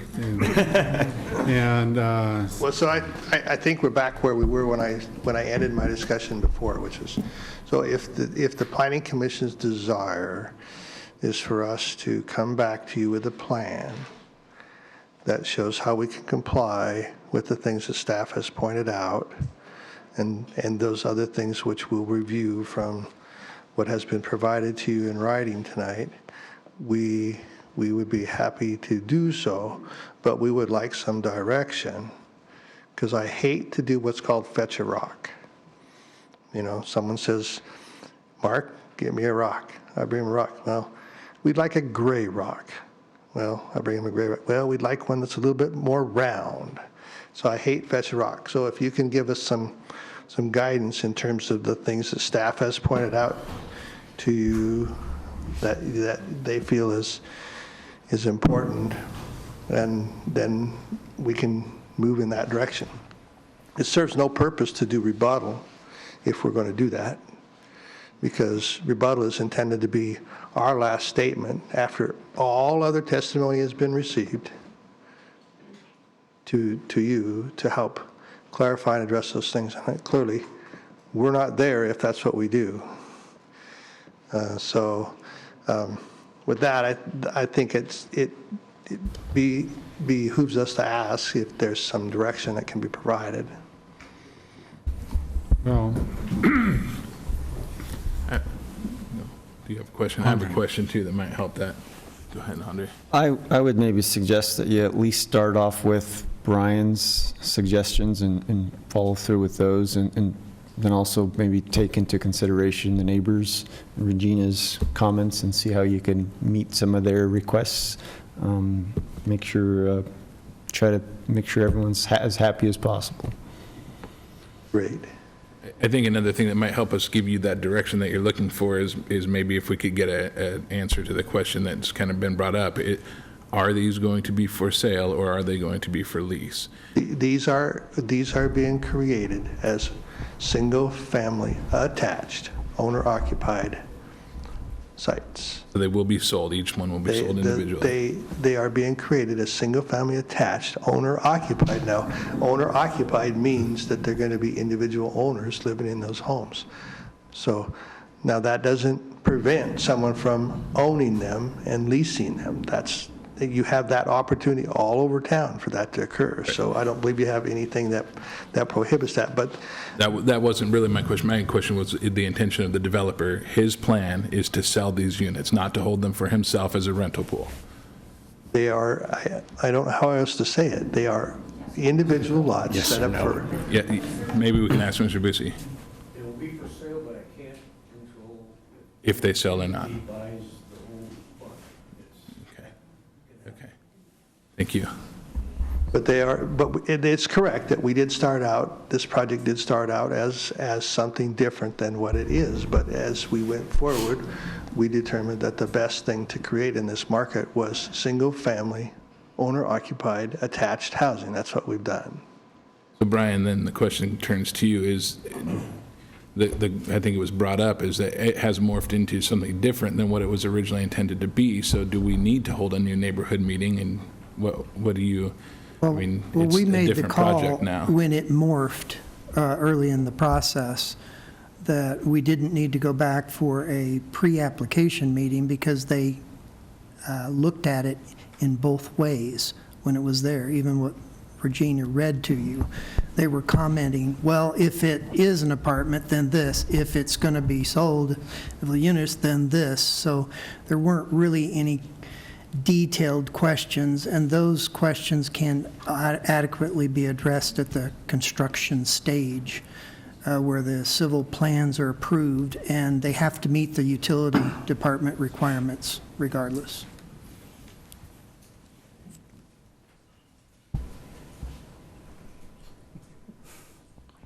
I just wanted to offer some thoughts. Roland DePerrig, area 10121, Southeast Sunnyside Road. Again, thank you for the opportunity. I think you heard from the developer who's earnest in the fact that he's worked in small communities. One of the things that intrigues me about these types of meetings is that it is true that people come out and they try to invoke their rights, things that concern them, as they should. But we are a nation of laws, we are a community of laws, and I would submit to you that adjacent property owners have rights, landowners have rights, and even developers have rights. To take something to its logical conclusion, you've heard a lot of concern about the R1 versus CR zoning. The fact that we had some questions about the CR zoning, and you are a planning commission for the city of Canby, wasn't done by a separate entity, another city in another part of this country. It was done by your own colleagues. So for 15 years, they have actively misrepresented the zoning. And in fact, if you had come in and applied for a residential permit for this exact lot, they would have turned you around and said, you can't build there because this is CR zoning. Take that to its logical conclusion. And my previous statement about a landowner also has rights. The landowner that owned this property when Dinsmore Estates was being built had a right to request and require legally a wider access road. Now, based on an active misrepresentation, that wasn't done. So be careful what you wish for. If we go back and say this is residential zoning, you revive the argument that pits neighbors against the city, against landowners, about what could happen then. Doesn't the landowner have a right to have a wider access, at least to make that argument? And if it's based on an active misrepresentation, Dinsmore Estates could have a lot of discussions in the future about what happens to this specific property. And like some of your speakers, I also work for the city of Portland, and I heard from many owners in the Pearl District in particular who moved in and they were upset that the railroad was so loud and the trains used to go by a little too often for their liking. I understand that. But in this case, no decision is made in a vacuum. This is not just something that came up out of nowhere. It came up because Butch Bussey came in, and he was led by the hand every step of the way. This is where you apply, this is what you do, this is the next step, this is how it's zoned. So I think Commissioner Hall has some questions about residential. Well, if you're a landowner and you also have these rights, again, you go back to, was there an active misrepresentation? What are my rights as a landowner now to require that access? And that's not a discussion for today, but that's just a demonstration of how things cannot be decided in a vacuum and things have consequences. And in this case, it wasn't a simple mistake. It was an active decision by before Brian Brown was planning director, by this city to act and to comport itself in a certain way. If you're a title company, if you're a property owner, if you're a realtor, anyone that came to this property, they would only get one answer. It's CR zoned. And if somebody told the Dinsmore Estates otherwise, then that would be contrary to what Brian Brown and any planning director before him believed, that this was in fact CR zoning. So I'm not sure about the dynamic of people's recollections, but it is, again, something that is not developed in a vacuum. And unfortunately, these decisions do have consequences.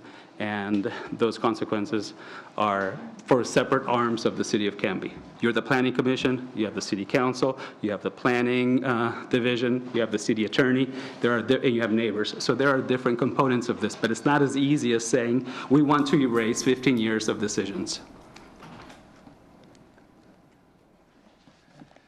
Thank you. Not really a question, but I just want to clarify something. My question to Brian about how many houses we could build on there as R1 wasn't to say, that's what I'm going to want you guys to do. That was just for a clarification for my purpose of knowing, 10 houses versus 38. Where's the middle point to this? Not... I appreciate that, Commissioner Hall. But effectively, you have said that. By denying the CR, by making a recommendation to City Council that it not be zone CR, then you go to its basic form, which is an R1 zone. So if City Council doesn't overturn your decision, what we have here is an R1 zone, which begs the question again to go back and say, what rights does a property owner who was here much longer than Dinsmore Estates, who had the property longer than a lot of these developments that are popping up that people seem to be dissatisfied about, that is effectively where we're at. And I just didn't want there to be confusion. If it's not CR, and the recommendation by your planning director was let's make it CR because that was the intent all along, then necessarily it is R1. And he described to you the access issues, and again, those are not things that, because those are litigious arguments. Those are arguments that you can argue on both sides. Did we have detrimental reliance? Did you come in with an idea in mind, and what was it that the city, not passively, actively told you? And that is, I think, the misconception and the disconnect behind the idea of it's easy, just let's make this R1 again, and let's make 15 years of active decisions and misrepresentations go away. And that's the problem. I'm submitting that a lot of people have rights. And this is an impactful decision and one that should be considered, as you have, carefully. Any more questions?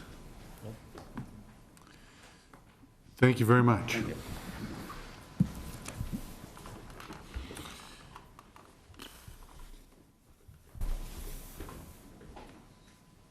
Well, I'm not going to start with Tyler today. I'm going to start down there with you, Andre. The public hearing is now closed, so we will now give our thoughts. Yeah, I would think that we follow Brian's recommendation that they go back, the developer goes back and looks at those 5 or 6 discussion points that Brian had discussed. I agree with Sean that most of the times Brian has a recommendation of approval, maybe subject to some conditions.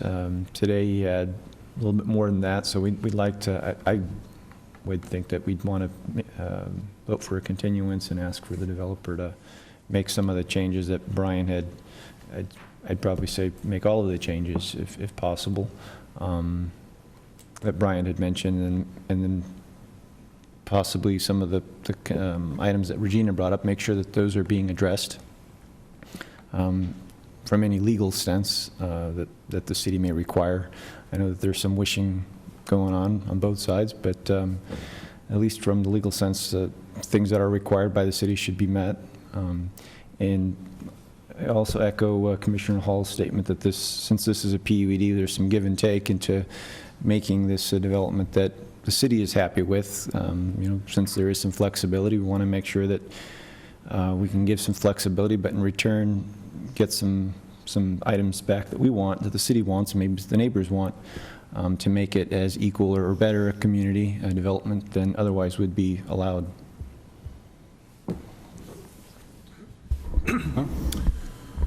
Well, I have a lot of thoughts, but I'll try and keep it as brief as possible. I'm just going to kind of echo what Andre said, and I'm in agreement as well that I think there's some more work that needs to be done. I think you could go back and do a little bit of revising to the plan.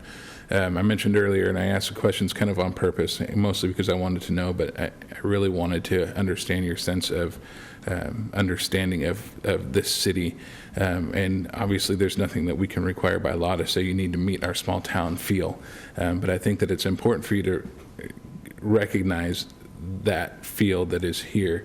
And I think you probably picked up on a little bit of testimony tonight of certain feelings that people might have regarding this development and honestly, your company and what you do. And I want to make sure that you leave Canby with a positive feeling about Canby, and we want Canby to have a positive feeling about you. And I think that in order to have some of that, I think that there needs to be, like was said tonight, some give and take and some real consideration onto what does this development really look like. And really consider, are you trying to be a developer that's in here to maximize your dollar, and do you really care about the town, and do you really care about the city? I think that there's a lot of developers here in Canby that really care about this community, and I think that it's our responsibility to make sure that every developer that comes in and has an opportunity to develop here really cares about the culture of the community when they're building as well. And so I think there's a lot of work to be done. I think I want to see the elevation that you choose for this. I want to see your site plan. I want to see it's a design and site review. I don't see us really reviewing much of the design and site plan. So I want to see some more of that. And so I just don't think that we can make any decisions tonight on this because I think that we really are. I don't want the wool pulled over my eyes, and I don't want to just say, "Hey, great, go ahead and build stuff," and then have a bunch of other stuff show up. And I think we need to see more from you guys in order to be able to make a good decision on this. So. Okay. So, as commissioners, I think we need to make a decision, so we're not setting them out for a gray rock. Are we going to go by the design standard of the 30 units for the one access? Are we going to tell them, no, we can do 38 with one access to meet the density criteria? Or are we going to give them somewhere in the middle? Because otherwise, he might come back with a site design that only has 37 units on it. Great, that's less than the 38 that we're all concerned with, but it's really maybe not what we're looking for. And then we're going to send them out again. So I think we kind of need to at least give them direction on which way to go there. Also, I personally would like to see, a detailed plan of street widths, setbacks, parking space lengths, just so that everybody can feel good about what you're putting in front of them, that it is a 20-foot setback from the patio, not from the kitchen wall. It's, that everybody's just getting a great description of what's going to be built here. Is what I feel is what we need when we come back. If we've seen a lot of different developments over the time I've been a planning commissioner, and this one's probably the least amount of detailed. Some of them are over detailed. I don't think we need to know what the inside turning radius of the corner is, but it'd be good to know that we maintain a certain road width all the way through, and then that's the plan that's going to come through, and that's going to be built in the end. I think I'll keep mine short. I don't think it meets our plan. I don't think it meets what we want from a standard in Canby. I think we've got parking issues. I think you've got safety issues with only one street on moving onto an arterial road, and certainly the street size. So if I was giving them clear direction, I would tell them to meet Brian's standards that he's put in there to 30, enlarge the roads, and meet the other things that actually fit into the community a little bit better that are requested there. Okay. I echo that sentiment exactly. So I think that we should entertain a motion. Does anybody disagree with what Derek has put forth? So if you'll make a proposal and motion, then we can move forward. I gotta get the number again. Where's the number? Right here.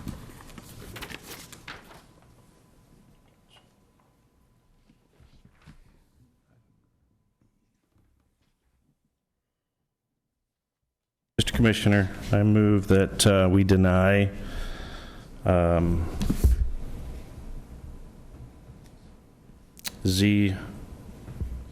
it's the zoning commission. DR 18-03 CUP, 18-03 PUD, 18-01 SUB, 18-02 Canby Townhomes, so that they can go back and try to redesign this under Brian's recommendations. The discussion here, I'm thinking that it would be best not to make a motion for denial. I understand you're saying to come back, but by denying, it implies that they're starting over with a brand-new application. Gotcha. And I'm not sure that's what you intend. I don't think that's appropriate. I think you're looking to make an improvement to this and expeditiously help do that in as short a time as we can. But we do need to maybe decide, with the applicant's help, how much time, let them decide here in private or something, how much time they think they need to look through For a date certain. not only our items that we pointed out here in the staff report, but some of the other items Regina has brought up, time to delve into that and give them the time to redo the plans. And, you know, I'm sure that the next regular scheduled meeting is not enough time because we have to put that packet out this week. And so it needs to be a month and a half or something like that, I would think. Some further discussion on that. Does it help, would it help things if we push it out enough for them to have an opportunity to hear the city council's take on the rezone? That might change a lot of the work that they're going to have to do if the city council upholds the decision to deny the rezone. I suppose that's up to them. It might not behoove them to spend a bunch of time and money trying to redevelop the plan. Interesting. So is that an option, is to wait until after that to continue past that? But then how long would it take for the city council to hear that rezone?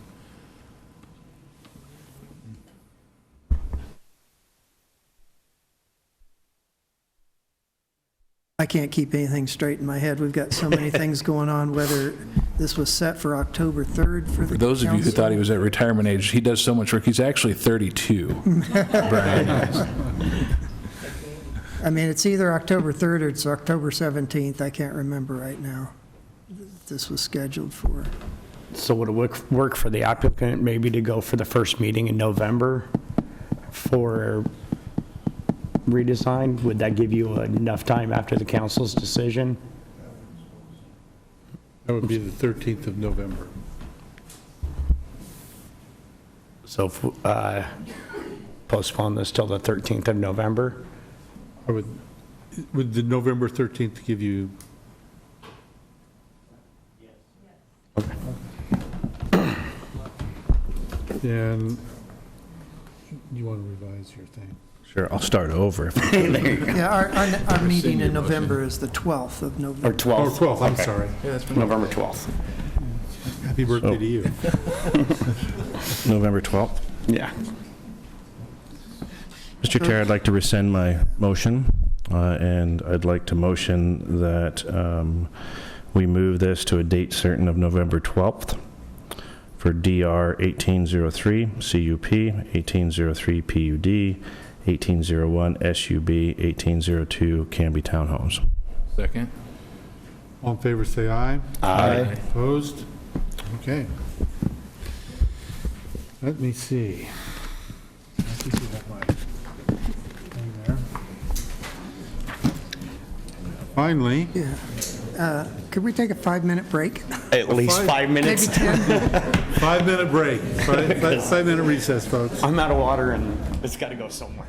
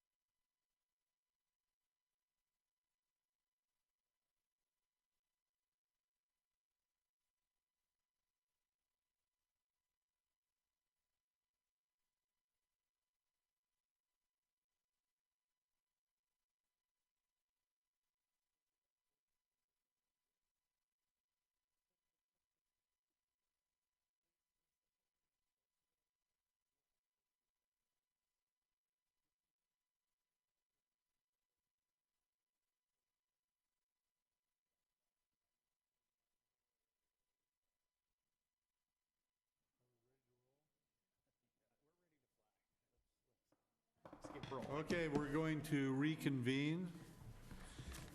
I don't know whether it's been 5 minutes or not, but we're going. We're going for it. Okay, so we are now going to consider a request from Frank and Kathleen Cutsworth for an annexation and zone map amendment to annex 3 parcels totaling 9.55 acres, including the adjacent North Territorial right-of-way located in the northeast portion of the city's urban growth boundary off Northeast Territorial Road, and rezone the property from Clackamas County's rural residential Farm Force 5 to the city's low-density residential zone.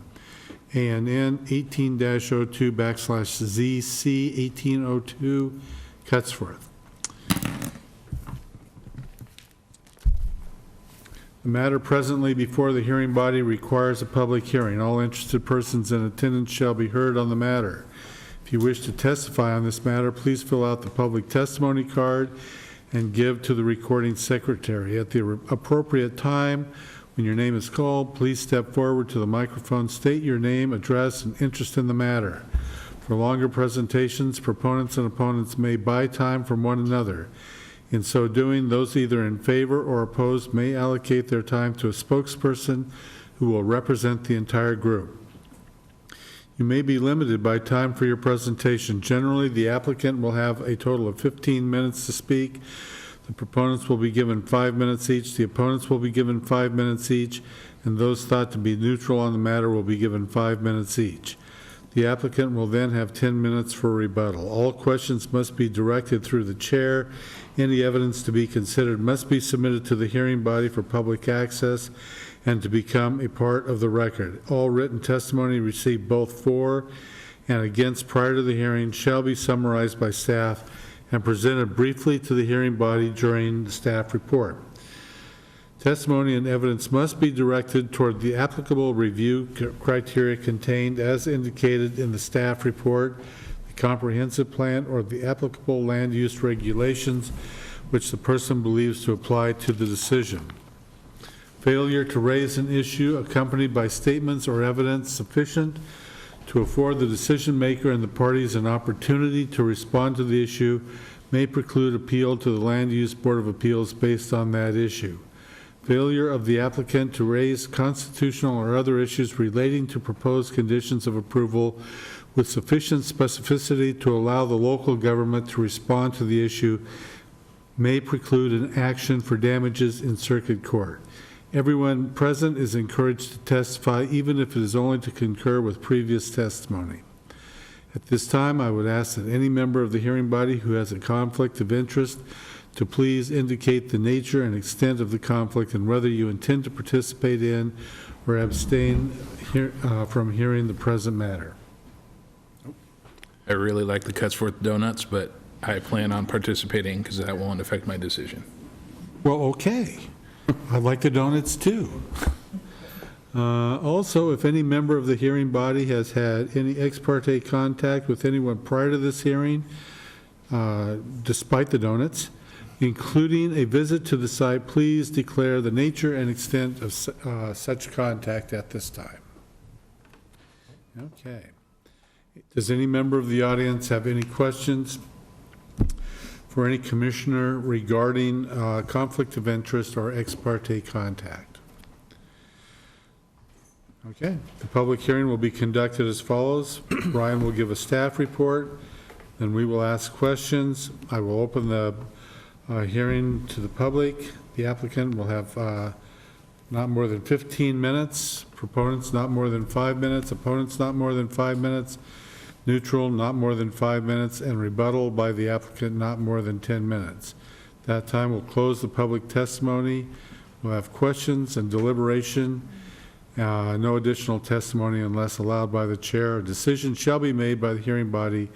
At the close of the hearing of the matter will be continued to a date certain in the future.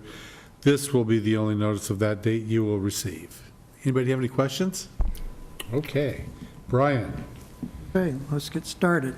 Please. Annexation.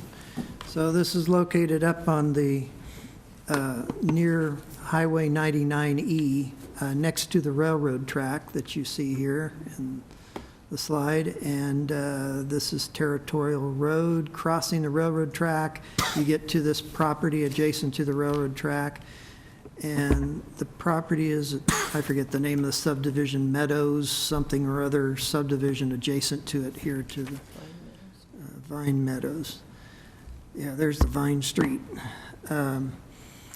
There are obvious stub streets from the Vine Meadows subdivision, and so they're planning a logical subdivision, and we can show that later, that would connect streets to the Vine Meadows subdivision that's adjacent to. In this hatched area, there are 3 tax lots that are involved. And then there's, let's see, what was it? 8.91 acres of real property, and then 0.64 acres of the adjacent territorial right-of-way is proposed to be annexed into the city. The city currently has maintenance control and operational control of Territorial Road, I believe, in this area. The very back southern edge of this property has this kind of drainage area. It slants off very steeply. So that'll be something that will be addressed in somewhat of a unique design with the subdivision as it comes in to basically address the undevelopability of this back part of the property. They're proposing the possibility of maybe 22 lots on this particular area.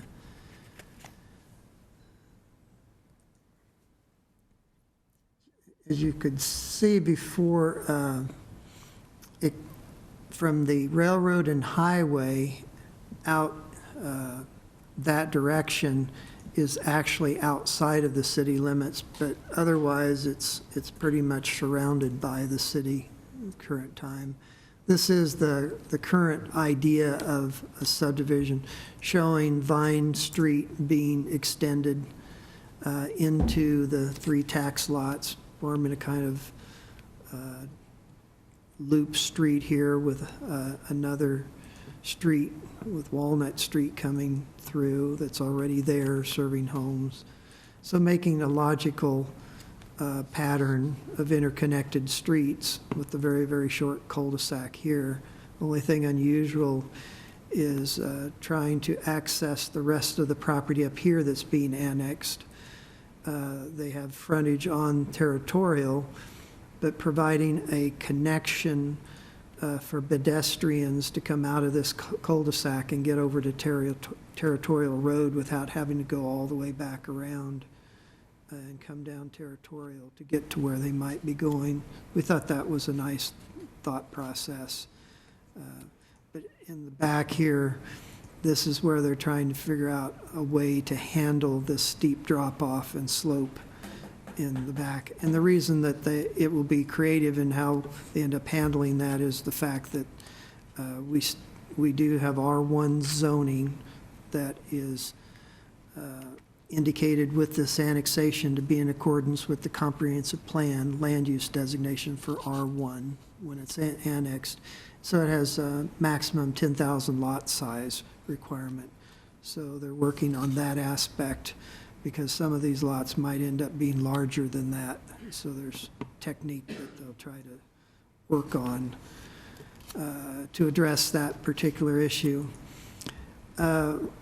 We had one public input that came in today that we put at your dais. Just trying to think if I left it where I could find it.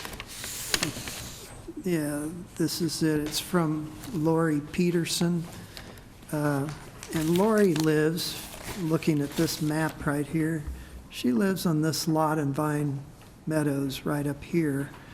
And her backyard actually faces down towards this proposed property.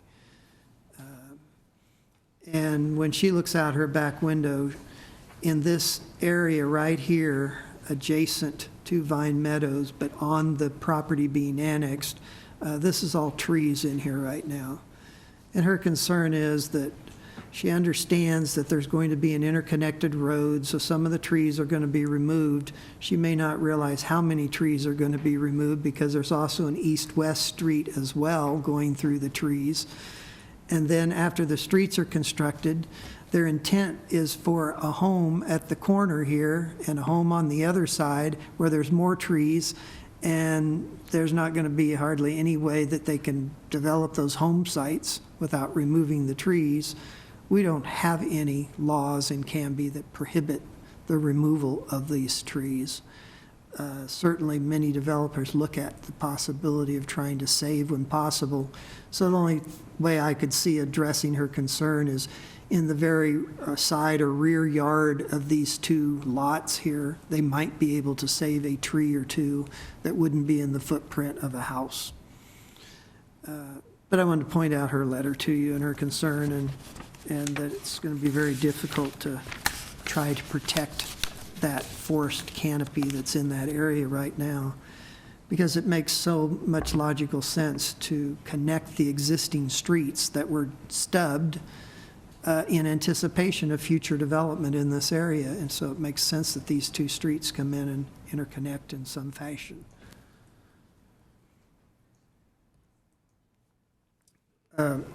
With an annexation, there are review criteria. The applicant addressed those review criteria in the narrative. Staff responded to a couple of those. And what has become more of a issue, because we're dealing with several annexations now, and we have more coming, is the second criteria is, do we need more land in the city at this time to meet the projected population growth, to meet the annexation ordinance's stated requirement that a 3-year land supply of whatever zone they're proposing is adequate. The idea being that we don't necessarily need to overdo the supply, yet it's not set in stone, it's a guideline.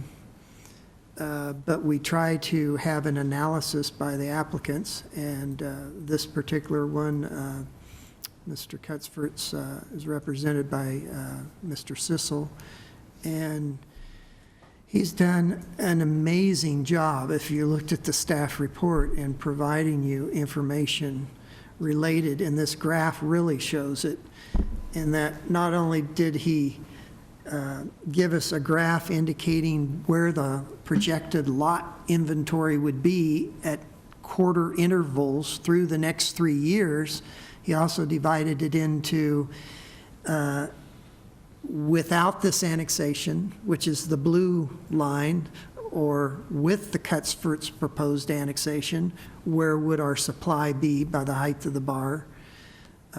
And then the straight line that's going across here is indicating a calculated 3-year demand from his assumptions using population projections by the Portland, that is the official state population projector now for all cities. But there are some various assumptions that go into determining the land supply. There are variables that are based upon assumptions, and so that you can't be certain how quickly current subdivisions that have been approved are going to actually develop out. You know, at a moment's notice, we could go into a recession, and an assumption that we're going to continue consuming lots at the rate we have in the past year could change all of a sudden. So there's always some up and down. We may go below our 3 years land supply. At some point, we'll start begging for somebody to bring in an application for annexation, and we might go over as well. And so it's having some facts and figures before you to know about where we're at. And as you know, we've approved, and his information gives you a chart of all of the subdivisions that are in the process. And he made an assumption here with the blue line of all current applications having been approved and do get built out, and with his estimated time frame on normally how long it takes to put the streets and the pipes in, build the houses, plat them to begin with, so the lots, platted lots exist. The reason that we've focused our land needs on platted lots is because many years ago, the council helped, actually, I think they were helping staff out in saying, well, it's a lot easier to get your hands around how many vacant platted lots fully served by all necessary paved streets and utilities are there. And that gives you a good idea of the availability of new homes. Whereas if you go with vacant land, there's all sorts of reasons why some of that vacant land, even though it's in the city already, might never be developed because it's in a wetlands, or it's somebody that's absolutely sworn that they're not selling for the next 50 years while they're living there. And so it's not going to be annexed and it's not going to be developed. So that's why the council adopted that policy of platted lots, I think, which makes it a little easier. And using the platted lots, apparently his calculations left out one subdivision. That happens to be the last subdivision you approved, the 90-lot subdivision of Riverside. If you include that subdivision, then there's a question about going above the line here, the 3-year demand line of about 212 lots, which was assumption that said maybe we need about 313, but some of those housing units will actually be multifamily units rather than single-family detached. So there was an assumption that went into determining that we need about 212 in the 3-year supply. And that's what this line's representing. And you can see the bars are actually going above that in the late 2019 and through most of 2020. And then we drop below 3 years out. So without that 90-lot subdivision, this clearly says we need this annexation to supply a 3-year land supply. It's a little less, it's more questionable if you include the 90-lot subdivision that he didn't include in this particular data. The other criteria mostly seem to be around, can we adequately serve this development through our capacity of our wastewater treatment facilities and our water treatment facilities and the distribution lines for each of those systems. Are they nearby? Can they easily be extended by the developer to serve? And all of that was discussed at our pre-application for this annexation. And there were no concerns of any type in the ability of extending those lines, and the developer will be responsible for doing that. And we have the capacity to serve this additional subdivision, this area. I'd also like to indicate that when you're surrounded on pretty much on 3 sides by the city, and you're within the ballpark of our criteria of 3-year land supply, it makes logical sense to approve an annexation when it comes forward. We're not quite sure how soon the subdivision might follow, but this is not a request right now for approval of subdivision, just the annexation and the zone change. We did recommend approval of this request, and that the zoning map would be changed in accordance with the comp plan to be R1 zoning if approved. This does not include an area that required a development concept plan before annexation, so that isn't something they were required to do. By showing us the subdivision that they're tentatively planning. They're not held to that, but it's very logical that's probably what we're going to see. And there's also no development agreement defined area in the annexation map for this property. So, and we really, it's obvious they're going to extend the adjacent stub streets and where access is taking its place, you know. So we didn't feel like there was any need for any development agreement to go with it. Any questions? So we'll hear from some familiar faces. If you could state your name and address, please. I'm Frank Cutsforth. My wife Kathy is in the back here. We're the landowners of this development. We own we live at 2285 Northeast Territorial Road. By the way, thanks for doing this tonight. You guys had a tough evening. It goes back a few years. My mom served in Planning Commission for 27 years, and I don't think it was anything like tonight. So. We've owned our property since in the 1970s, late 70s. We built our home in 1984. We've seen 3 developments join around us in that time. Willow Creek Estates was developed in about 1995. Vine Meadows in about just a little after 2000, and Walnut Crossing in about 2008. So we've seen it grow around us. We were there all by ourselves one time. So Pat is our expert, and go for it, Pat. Pat Sissel, Sissel Engineering, 375 Portland Avenue, Gladstone. So the Cutsforths are proposing to annex 8.91 acres of their property, and it would come in as R1. It's not a island of county land, but it is surrounded by the city on 2 sides, and then the other 2 sides are bordered by Territorial Road and the railroad tracks.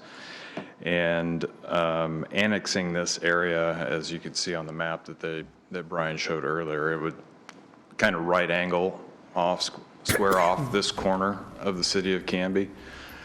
On the southern portion of the site, there's a ravine, and you don't notice it on driving down the highway looking to the west, but you do see the deep ravine next to what used to be the spinning wheel. I think it's now double lot.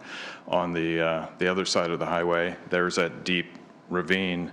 Well, that drains under the highway and continues along the back of their property and eventually ties into Willow Creek. That ravine encumbers approximately 2.85 acres on the backside of the property, and that drainage way is about 22 to 25 feet below the elevation of their home. So that area is unfeasible for development due to it being a drainage way and there being steep slopes back there, and it's actually too deep to be served by sewer in the area. So on the site plan, the intent is to set that area aside as there are 4 lots, including, I should mention there's 2 existing homes on the property on the 3 lots. One is right up by Territorial Road by the railroad tracks, and the other is the Cutsforths home that they live in back on the back part of the property. And you can see there's 4 lots back there, and then behind them there's tracks A, B, C, and D. I know that's a little difficult to read, but the intent with that is that those would be unbuildable tracks that would belong to the lots in front of them. And the reason they're being set aside as tracks is we're trying to meet the lot area requirement that's in the code. And the code says that your average lot size has to be less than 10,000 square feet, although that doesn't apply to the homes or lots that have existing homes on it. So that gives us a little bit of flexibility there. But that was the intent, and I know that's kind of getting ahead, talking subdivision, and we're not here to talk subdivision tonight. We're just here to talk annexation. But setting that ravine aside, there'd be about 6.1 acres remaining for the existing 2 homes, and then 20 additional lots we feel could be developed on the property. The Cutsforth property is small in relation to a lot of these other subdivisions and annexations that have come before you recently. With the analysis we did, the 20 additional lots in this development would be about a 2 to 3 month supply at the current rate.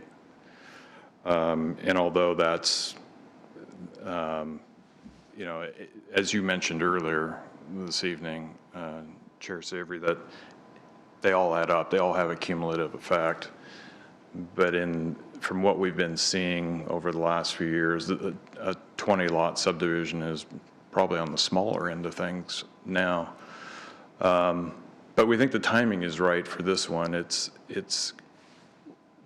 properties around it have been developed over the last number of years, and utilities have been stubbed to serve this property. Roadways have been stubbed. There's a total of 3 roadways stubbed into this site. They all have utilities that are there. They all have dead-end water lines. Looping the roads through improves emergency access for the Walnut Crossing subdivision and the Vine Meadows subdivision. It improves fire flow, provides better water quality because we don't have dead-end water systems anymore. And so, you know, we feel that the timing is right. Obviously, they didn't buy this with the intent of flipping it real quick. They've been here a long time and been great community members, and we just think that, you know, that for them and at their point in their life, the timing is right to annex into the city. So we thank you for hearing the request. Any questions? Okay, thank you very much. Thank you. Is there anybody else that would like to speak in favor of this annexation?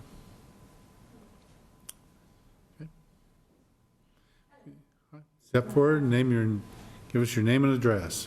Jamie Netter, and we are at 2045 North Walnut.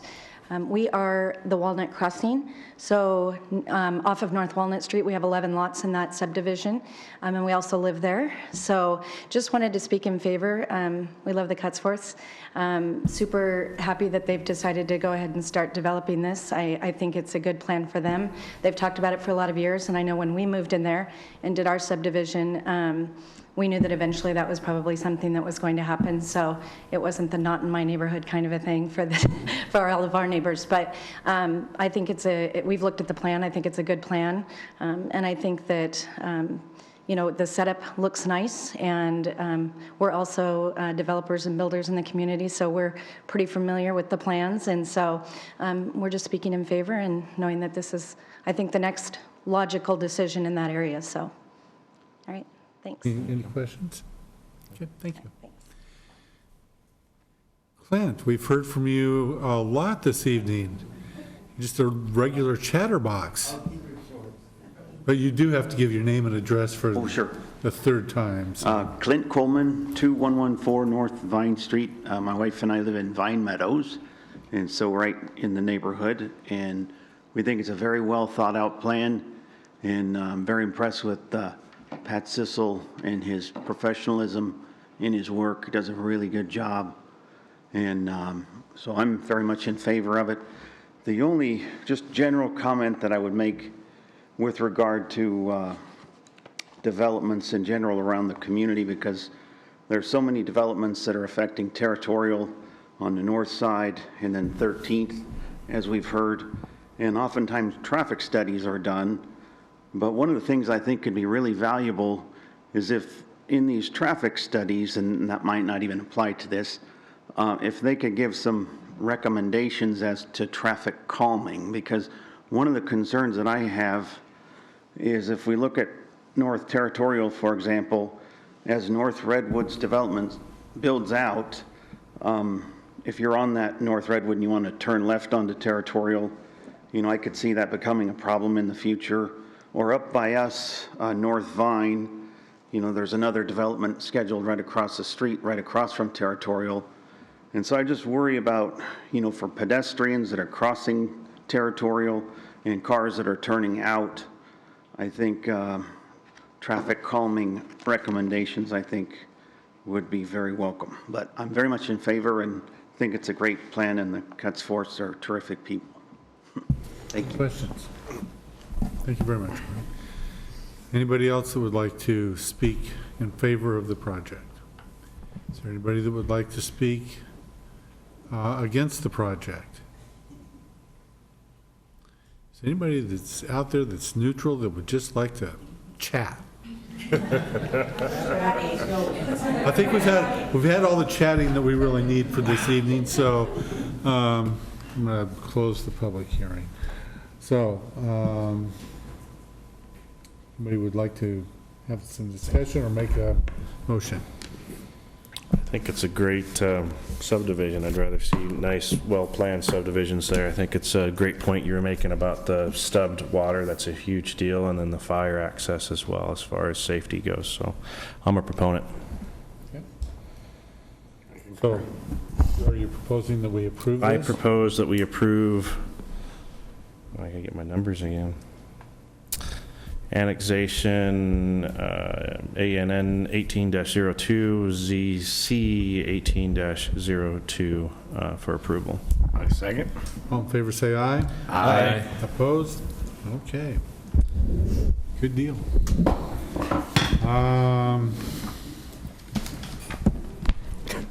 Okay, Brian, let's see if we can wrap this up. Final decisions. I don't know where we go. We don't have any, do we? So, would anybody like to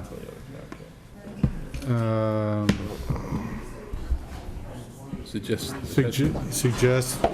give us a motion to, I think we denied A and B, so I don't know. I think we denied A and B was Postponed. Postponed. And then we passed. So we actually, I think we did produce a draft findings for the 5A, the zone, but it was to approve. So you can't really approve the one that we've drafted. Right here. Yeah. So Got it. I think I'd skip that one.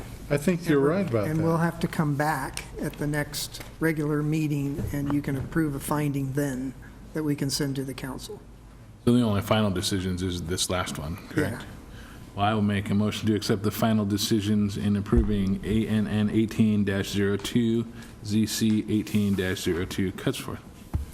I'll second. All in favor, say aye. Aye. Opposed?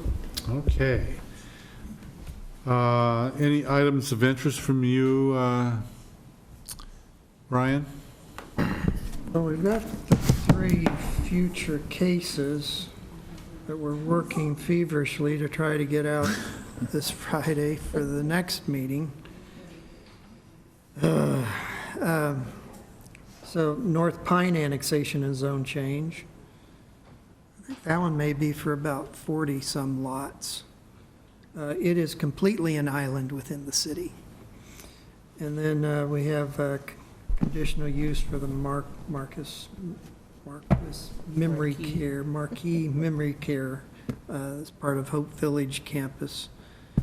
And then we also have another smaller single-family detached common wall townhome development that's on South Pine down from the Canby Utilities new building, if you know where that's going up. But Alan Manuel and Mr. Netter is proposing, I guess. So that's what you'll see at the next meeting. Items of interest from us, I would remind you, Brian, that no man is an island, so maybe no property is an island either. So I will entertain a motion to adjourn. Mr. Chair, I move we adjourn this meeting. All in favor, say aye. Aye. We are